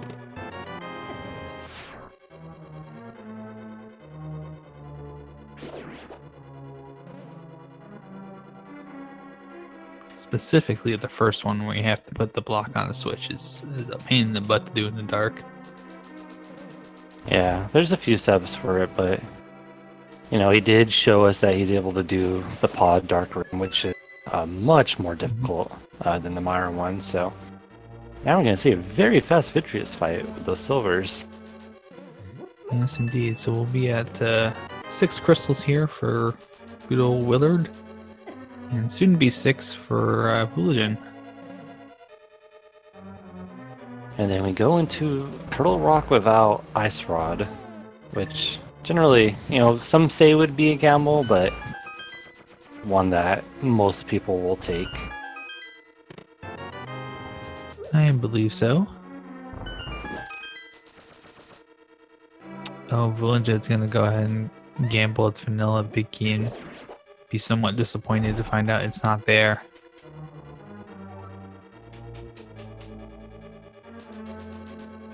Willard is gonna make the gamble. He's gonna make the TR play. Yeah, and if it ends up being here, then yeah, he's in a great position to just run right over to Ganon's tower. But if it's not, then Yep. Where do we find it? Swamp Palace, possibly. Swamp Palace. Bombo's tablet. Turn in for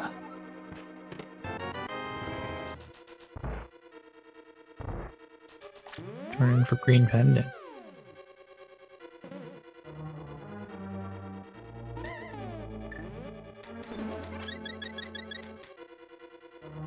But boy, yeah, if it's not in Turtle Rock, boy, that's a big time sink. If Vulajin goes to Swamp Palace and finds it there, that's a big time sink for Willard to have to go back and then go through Turtle Rock again. It'll be faster the second time around, but you don't want to do that. You don't want to be wrong and have to double dip this dungeon from the start. It just takes forever. Have we checked the shovel dig spot? I don't remember. We have. It's just gonna be triple bombs. All right. First Yeah, chest. It's key. I do think that Vulajin doesn't gamble on Ice Rod being somewhere else beside the rock. I think he'll probably head right up there as well, so see what happens. Willard will be the first to show us whether or not that final item is here, and then from there it's just where do we go next? Well, if it's not here, boy, we don't have a whole lot of options left. It's gonna have to be a Swamp Palace, a Bombo's check and a Swamp Palace play. That's the I think that's the routing call. If it's not in here, there's the bug net, and there's the lamp. Interesting. So we're supposed to come up to Turtle Rock pretty early on. Yeah, that's boy, that's interesting logic. And unfortunately, it means that we're not going to get to see Space Mountain tonight, which is the basement roller coaster in dark. But boy, that's some interesting logic. It was logically a double dip.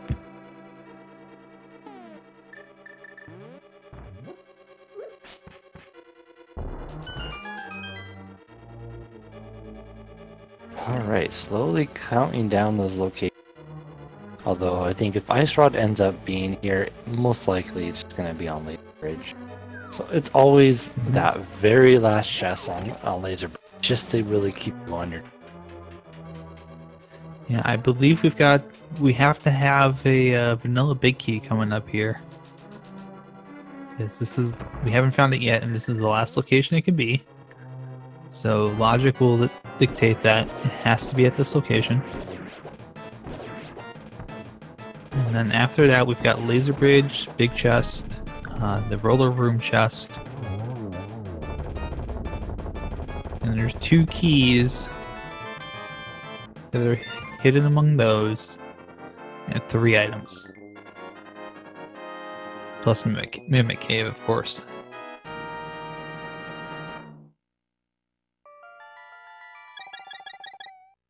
Vulajin picking up his 6th crystal as well. And yeah, here is that deciding moment. Does he follow in Willard's footsteps and go up to T-Rock, or does he maybe make that play over to Swamp Palace? Oh, he's going to, what hasn't Vulajin checked here? Pedestal, so maybe Head? wanting to roll out No, he's Swamp going to Dark Palace. World. I'm just trying to figure out what he hasn't checked in the Dark World yet. There's gotta be something he hasn't checked somewhere. Oh, he is not going over to Pedestal. Okay. No, he hasn't checked something. But Willard's gonna go to Mimic Cave, so we'll get this one crossed off the list real quick here. Oh, we haven't had a Hammer Pegs check. That's what I was thinking. At least on his side. Yeah. So, Big 20, not in Mimic Cave. Oh man. I think we'll probably see Willard get to Laser Bridge before Vulajin, maybe gets over to Swamp Palace, so... What is the play here? Has he not done Powder Bat? He has not He done has Powder Bat. not. Okay, we still haven't seen it from Willard's side here. So we've got the Roller Room Chest. We did see the Powder Bat earlier. Oh, yeah. Anything from there? Compass. So 3 items left and a key. And we are heading downstairs to the Turtle Rock roller coaster.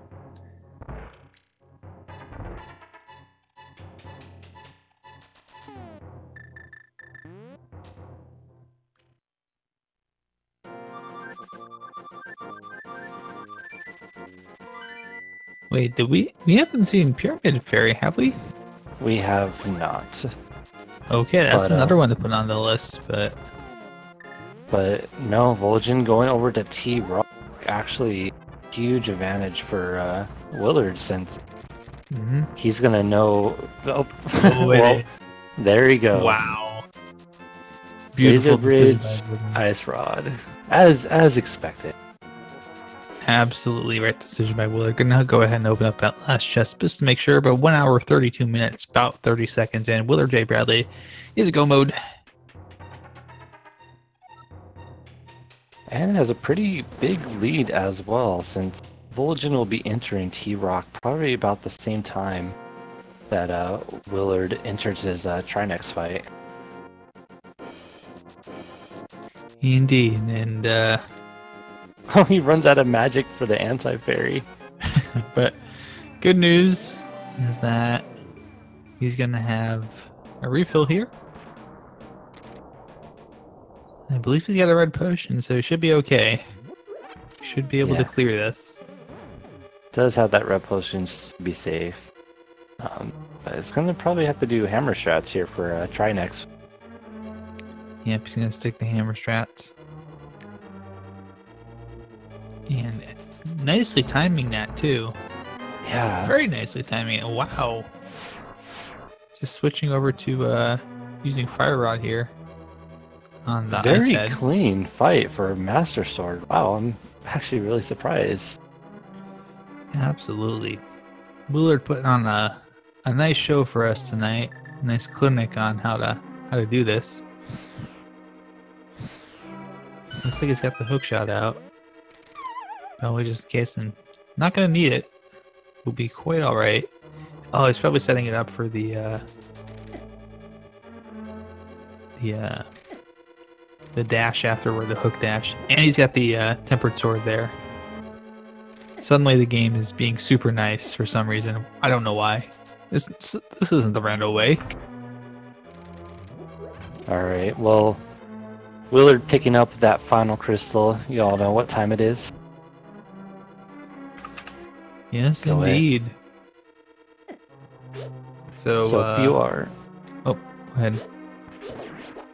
Oh, you can go ahead. And I was just going to ask, you should probably explain what we're doing here first. Yeah, for the very few people that don't know, go ahead and throw out your guess as to where that Ganons Tower big key is going to be. Actually, go ahead and get him in the next few seconds, closing it as soon as Willard does it. Ganons Tower.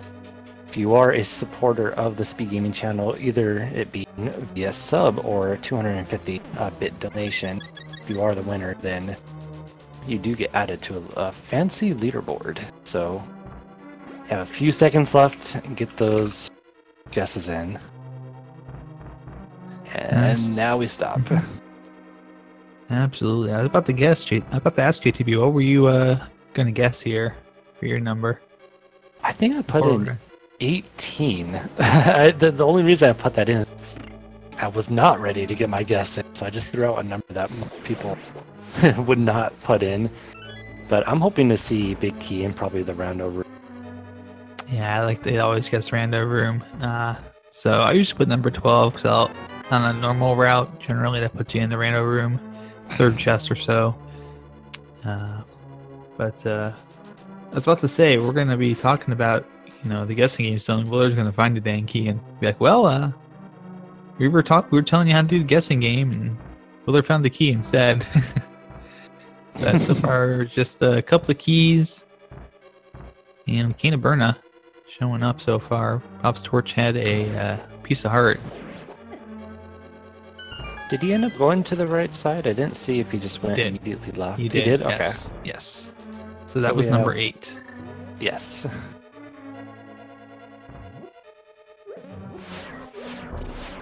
Meanwhile, Vulajin going to be heading over to Mimic Cave. Going to be sorely disappointed to not find Rod there.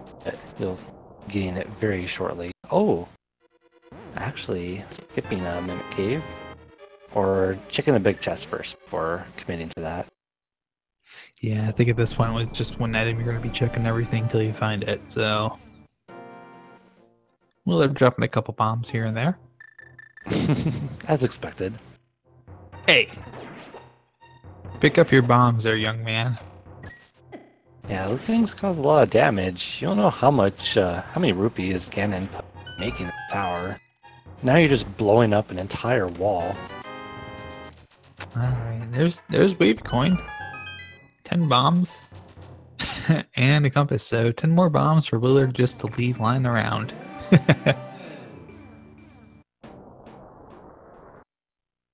And Ice Rod is indeed on Laser Bridge, for those who are wondering where it could be.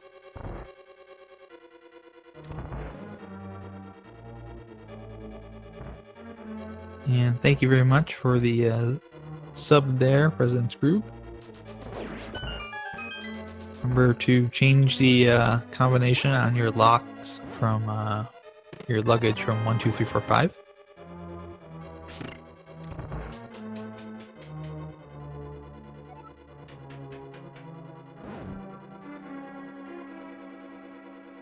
Tempered yes. was on Trinex, actually. Yeah.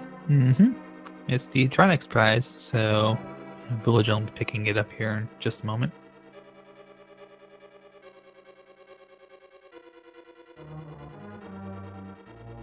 So this is 16 15 through 17, right? Yep. Cool. So we're through 17. Boy, if it's in the next one, you might have this, JTB. And they're Vulajin picking up that ice rod now. About 6 or 7 minutes behind at this point, so that's a fairly big gap. He's gonna need Willard to struggle a little bit here in GT, and that's gonna be kind of a tall order for either of these runners, needing the other one to struggle a little bit. Getting toward the end game here, they're both very strong runners, and their execution is very, very, very strong.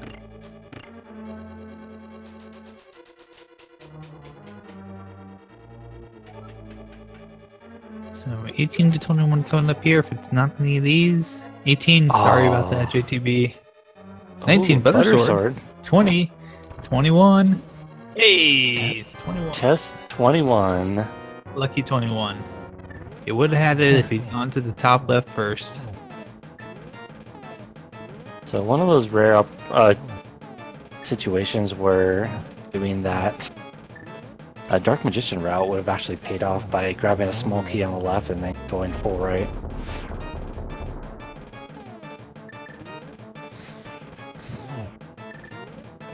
Congrats to XCOM for being the correct correct guesser, and also being a supporter of speed gaming.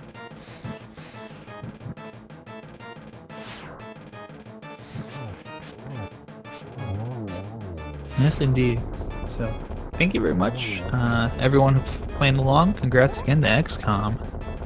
I think that's the second time in recent memory I've seen you win that.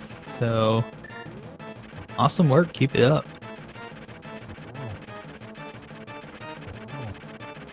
Alright, Vulajin opting to do those hammer strats for Trinex and going to be very nicely rewarded with that Temper Sword. Not have to worry about doing cannon. Yeah, for those wondering about what Vulajin would have to do to be able to begin to catch up, he'd have to Dark Magician to do it. And boy, I can't see him doing that.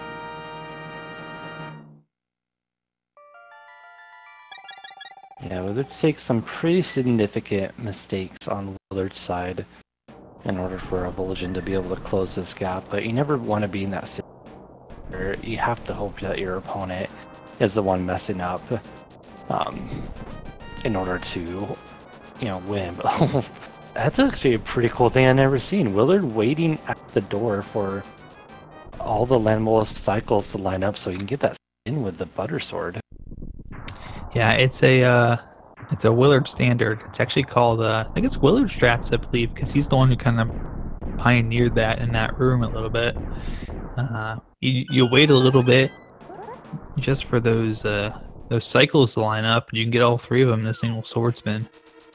Oh, cool! I don't think I've ever watched probably the end of one of to actually see that, so that's pretty cool to see. Yeah, you're good. You're good in chat. Indeed. Spam. Gotta get those you're goods in the chat there. That was absolutely well deserved.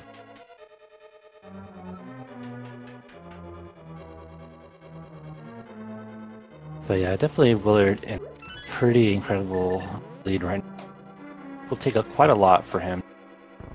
He's a little low on magic. Yeah, yeah, having to do those lamp strats. We'll pick up a full magic in the next the 2 rooms from here, but be a little bit conservative until you get there.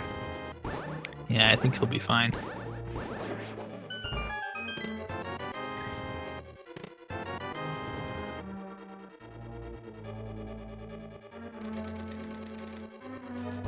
No reason to check any more chests. You got the Butter Sword, you have Red Tunic, and you got Silver Arrows. There is nothing that's any faster than what you have right now. Yeah, you're not going to find a whole lot here. So Willard probably will go just skip this because just wants to get this over with. You got everything you need. You're in super strong mode right now. As Vulajin's still looking for that big key, still has a lot of stuff to check here. And still a pretty fast seed, given what we had to go through. 1 hour and 43 minutes in, and both runners are in Ganon's tower, so kind of shows, even if a seed could be really kind of ridiculous with the item look, your X definitely sprint through it pretty fast. Absolutely, execution is going to be it's always going to be something that's really considered important. Ganon's tower, definitely. And Willard going ahead with some nice cycles there, getting Aga 2 down. Oh, hey, it's Ganon. How you doing, buddy? 2-1-1-2 there.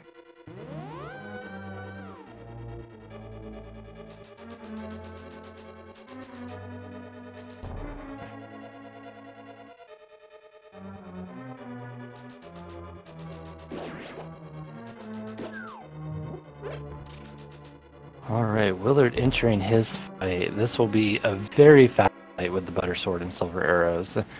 Don't even need to worry about trying to get a ton of spins off for this first phase. Yep. He's doing some swag strats there with the dashes. We're already on phase 2, and I would assume we'll jump into phase 3 here. Yep, there's those teleports. That's how you know. And phase 3 is go.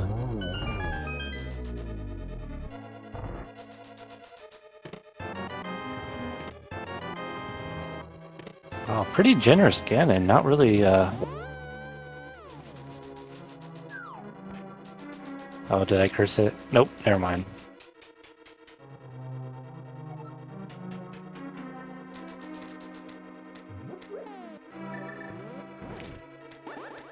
Gonna get a nice double here, and then... Oh, okay, never mind, that's a triple. I thought he was a little bit too further up, but with that,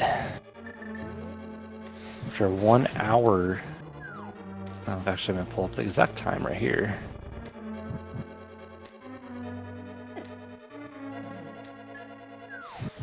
After 1 hour, 45 minutes, and 56 seconds, WillardJBradley does take Game 2 between him and Vulajin, meaning that he has finished first round and will be moving on to round 2, 64. So congrats to him on a pretty arduous seed.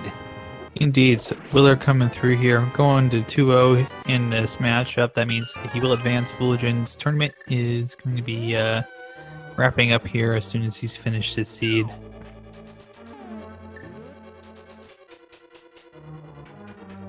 So yeah, Willard getting the job done. There will be no game 3 in this series.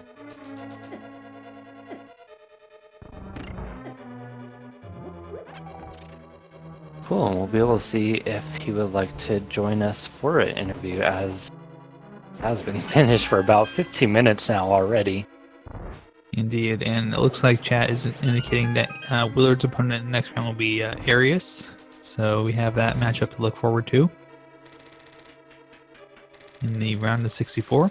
And one of those two players will advance to the next round, the round of 32, which I believe, because the schedule will be 3 weeks from now, because we've got the SGDQ coming up here, and there's going to be a week-long break for that.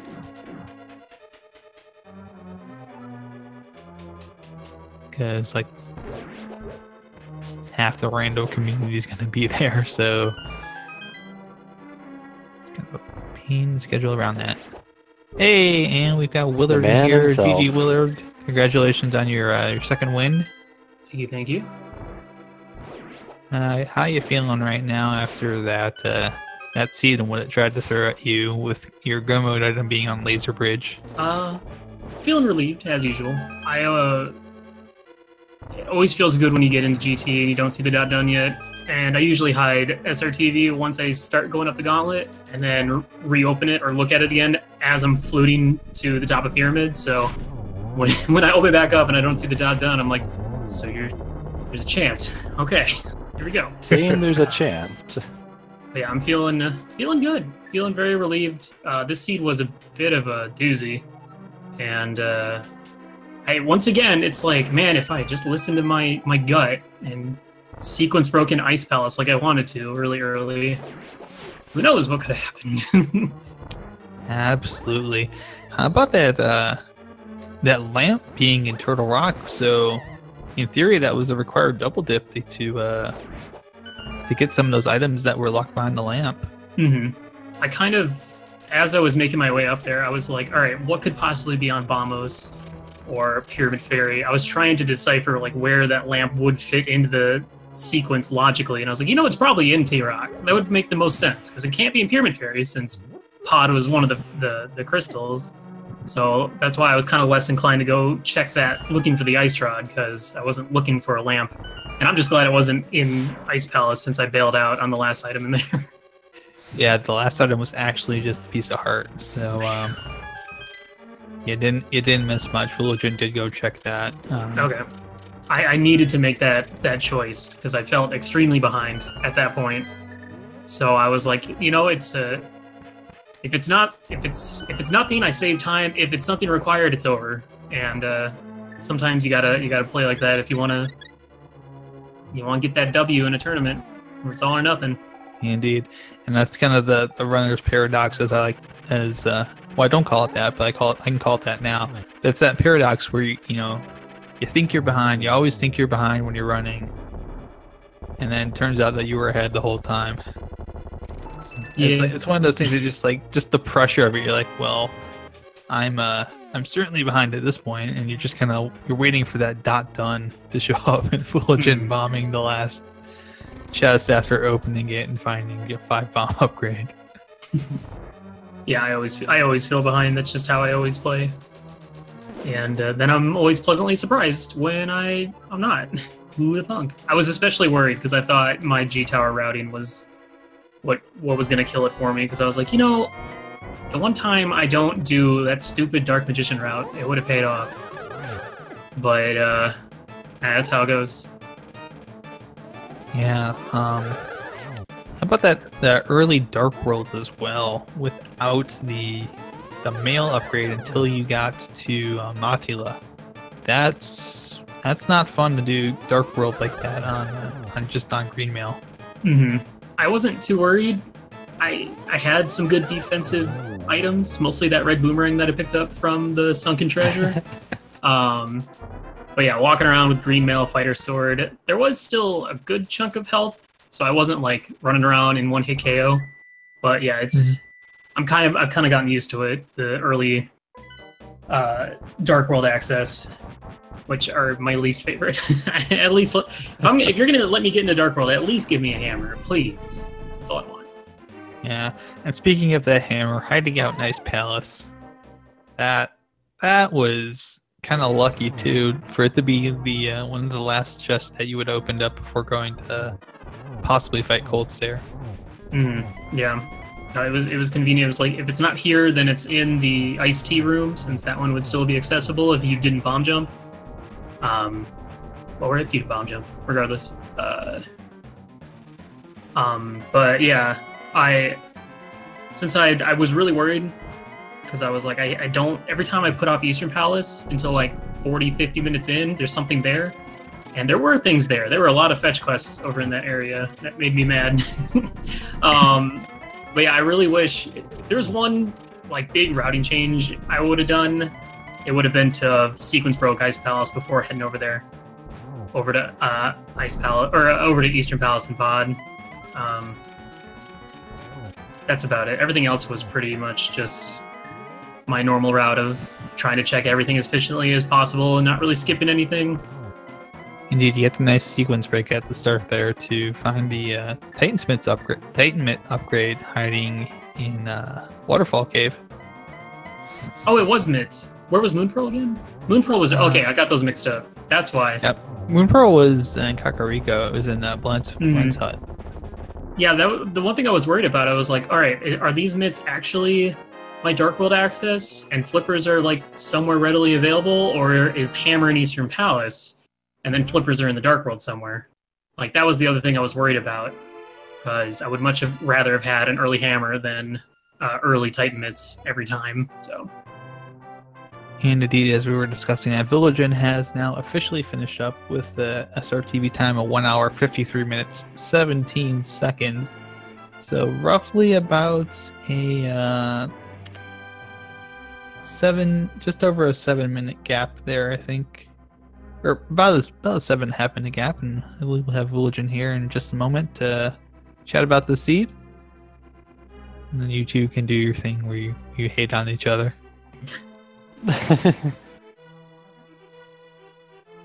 And there's Vulajin. GG Vulajin. Yo. So that was a seed and a half. To say the least. Ice Palace and Hammer and Ice Palace Big Chest is really not even that much more crazy than the hookshot and swamp like second chest that we had last seed. I don't know that I can complain much more than I already did. Yeah, you guys both had that hookshot in Hookshot Cave that you had to bonk across to get to. We didn't even get to discuss that fun. But boy, that's something that we were just discussing and talking about, and then we saw it, and it was just like, oh god, I'm getting flashbacks of when I had to do that, and that cost me a race. And it's like, that's never fun. Yeah, I mean that's one of those ones that you really hate when you're like learning randomizer. But like once you just have that knowledge, it's like Titansman King's team, right? It's like, well, you know that you can get there with gloves and mirror from the Dark World, so you're not gonna get bit too many times by that. But it is always funny to go in there like, man, I wish I had a hook shot. Okay. Yeah, it was nice that it wasn't a situation where like we had East Dark World Death Mountain access, but no boots. So then, like you're like, oh well, now I have to go all the way back up there just to check one chest, and then it ends up having a hook shot. I'm like, those are the worst situations. So. Overall, this could have been a lot worse of a scene, but getting around to that, like the Ice Palace play and just how long it took, I'm guessing that was probably a significant difference in our times, was that I just got around to that slower by some extent because of having double dipped desert to finish that and double dipped swamp skull to finish that as well. Did you go into desert and then bailed on land mollas, or were you missing something? Oh, okay. You're like, I don't want to do this. This takes too long. Peace. Yeah, I was like, oh, there's one item on, and I had gone to skull, and I was like, oh, there's an item on Mothula. Like, it's not even in the chest in the back. That's a key. Okay. It's on Mothula. Great. So you double dipped desert, I double dipped skull, so we're even. Oh, I double dipped both. Oh, you double? Yeah. Oh, okay, never mind. Vulajin also died twice to blind. Yeah, during that fight. Okay. Yeah, that happened. That was. You know, I haven't. Where was Cape again? Pod? No. Ice Palace. Was that for the first time? Yeah, it was an Ice Palace. Okay. Cape, Hammer, and something else. He's hard. Being there, but yeah. Yep. I've practiced that a lot for No Major Glitches runs, and I don't remember the last time I died there in a No Major Glitches run, but for some reason today, I just did not get the scripted fight, and it just once you lose that, then oh my god, it's so awful to do the back. Yeah, and I should practice that. Where was the Master Sword at? On blind. Did we have it then? oh yeah. That's you. So you can't even go back in there with sword beams and make it easier. Yeah, exactly. And tempered wasn't until Trinex, and then gold was in Ganon's tower, so there was no getting around it. Very, very well spread out swords in this scene, and the bottles as well. We never even saw. I bet there was one in Swamp, probably. One in Swamp, one on Ped, and one in GT. Or it was either GT or no, yeah, I think one was in GT in the Stepha's room. So. Oh, I didn't even notice. I wasn't even watching my credits. I didn't even realize that there was a bottle on Ped. That's great. Me and Vulajin were going back and forth while we were waiting for the delay to wrap up and whatever, and I was talking about how one of the things I wish I had done, aside from going to Ice Palace before Eastern Pod, was I wish when I did go to Eastern Pod, I did Eastern first, because then I would have gotten that potion, and then I could have done the potion glitch to clear all of Pod outside of Helma, and then I could have had Ether then and there, and then it would have been cool, I guess. I don't know. It wouldn't have saved me that much time, but it still would have been cool. Yeah, it would have gotten that out of the way, but then it's you can't finish the dungeon and you get Ether Medallion, but we were both still looking for Ice Rods. So I think in the long run it wouldn't have really it would have been a wash basically, but yeah, it would have looked cool.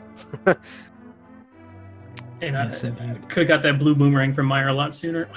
I really wanted that. I needed that. Oh yeah, that blue boomerang and Meyer, that's just what any runner would want to find in that situation. It kind of looked like an ice rod, kinda. I didn't even remember to bust it out for the NMG Ganon's Tower. I just totally forgot it was there, so I switched to Kane. Yeah, that works. But yeah, overall, that seed was a bit of a doozy.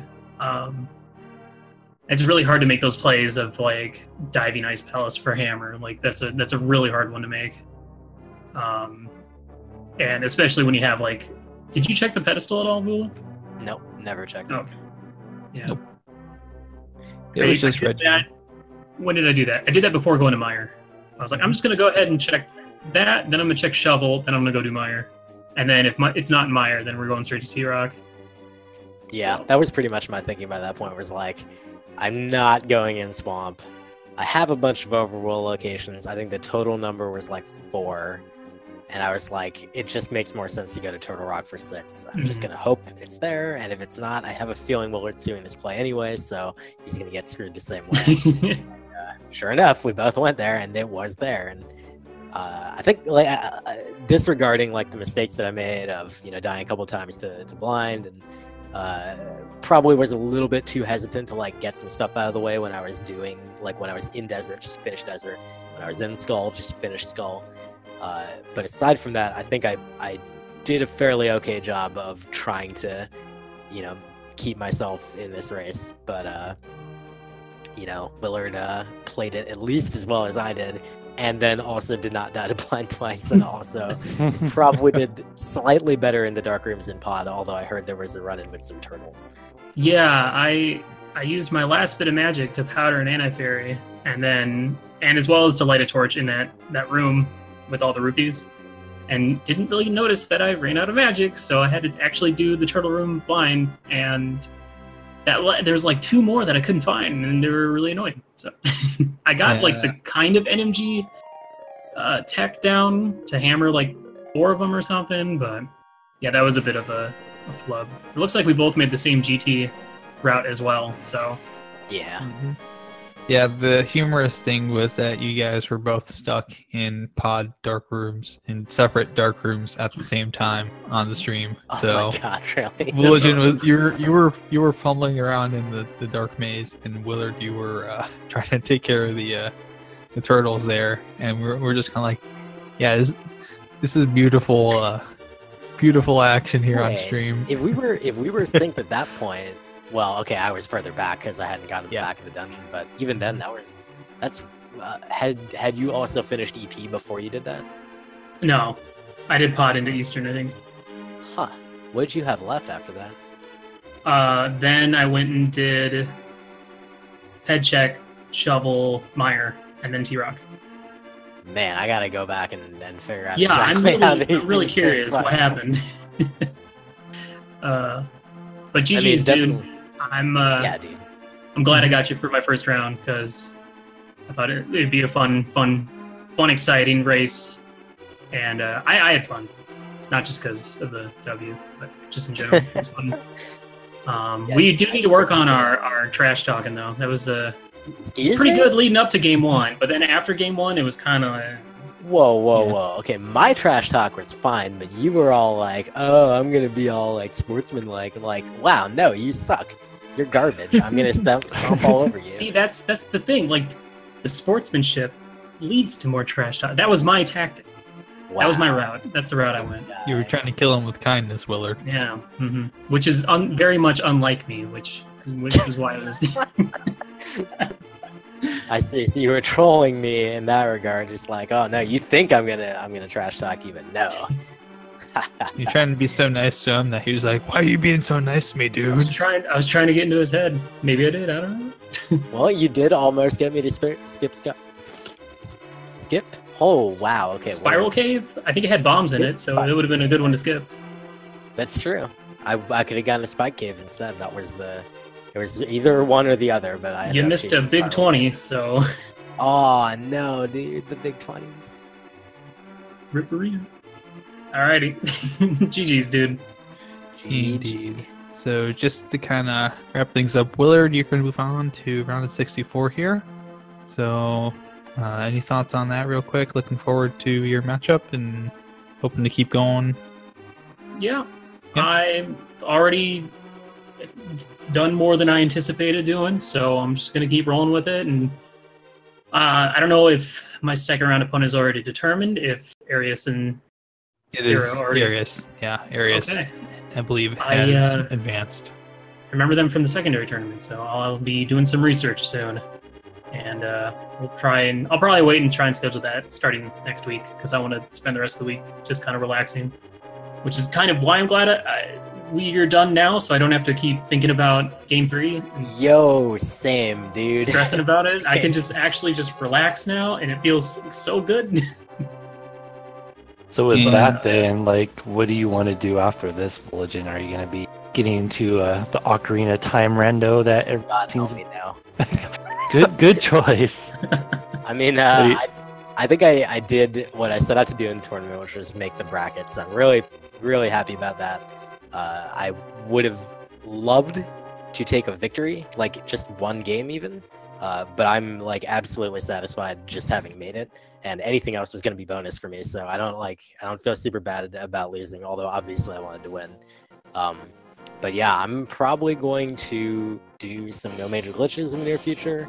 I'm gonna set my sights on a sub 130, and we'll see if we can do that. Yo, Vulajin, I'll race you to sub 90, alright? All right, well, you'll probably win that one. You get a bit of a head start there.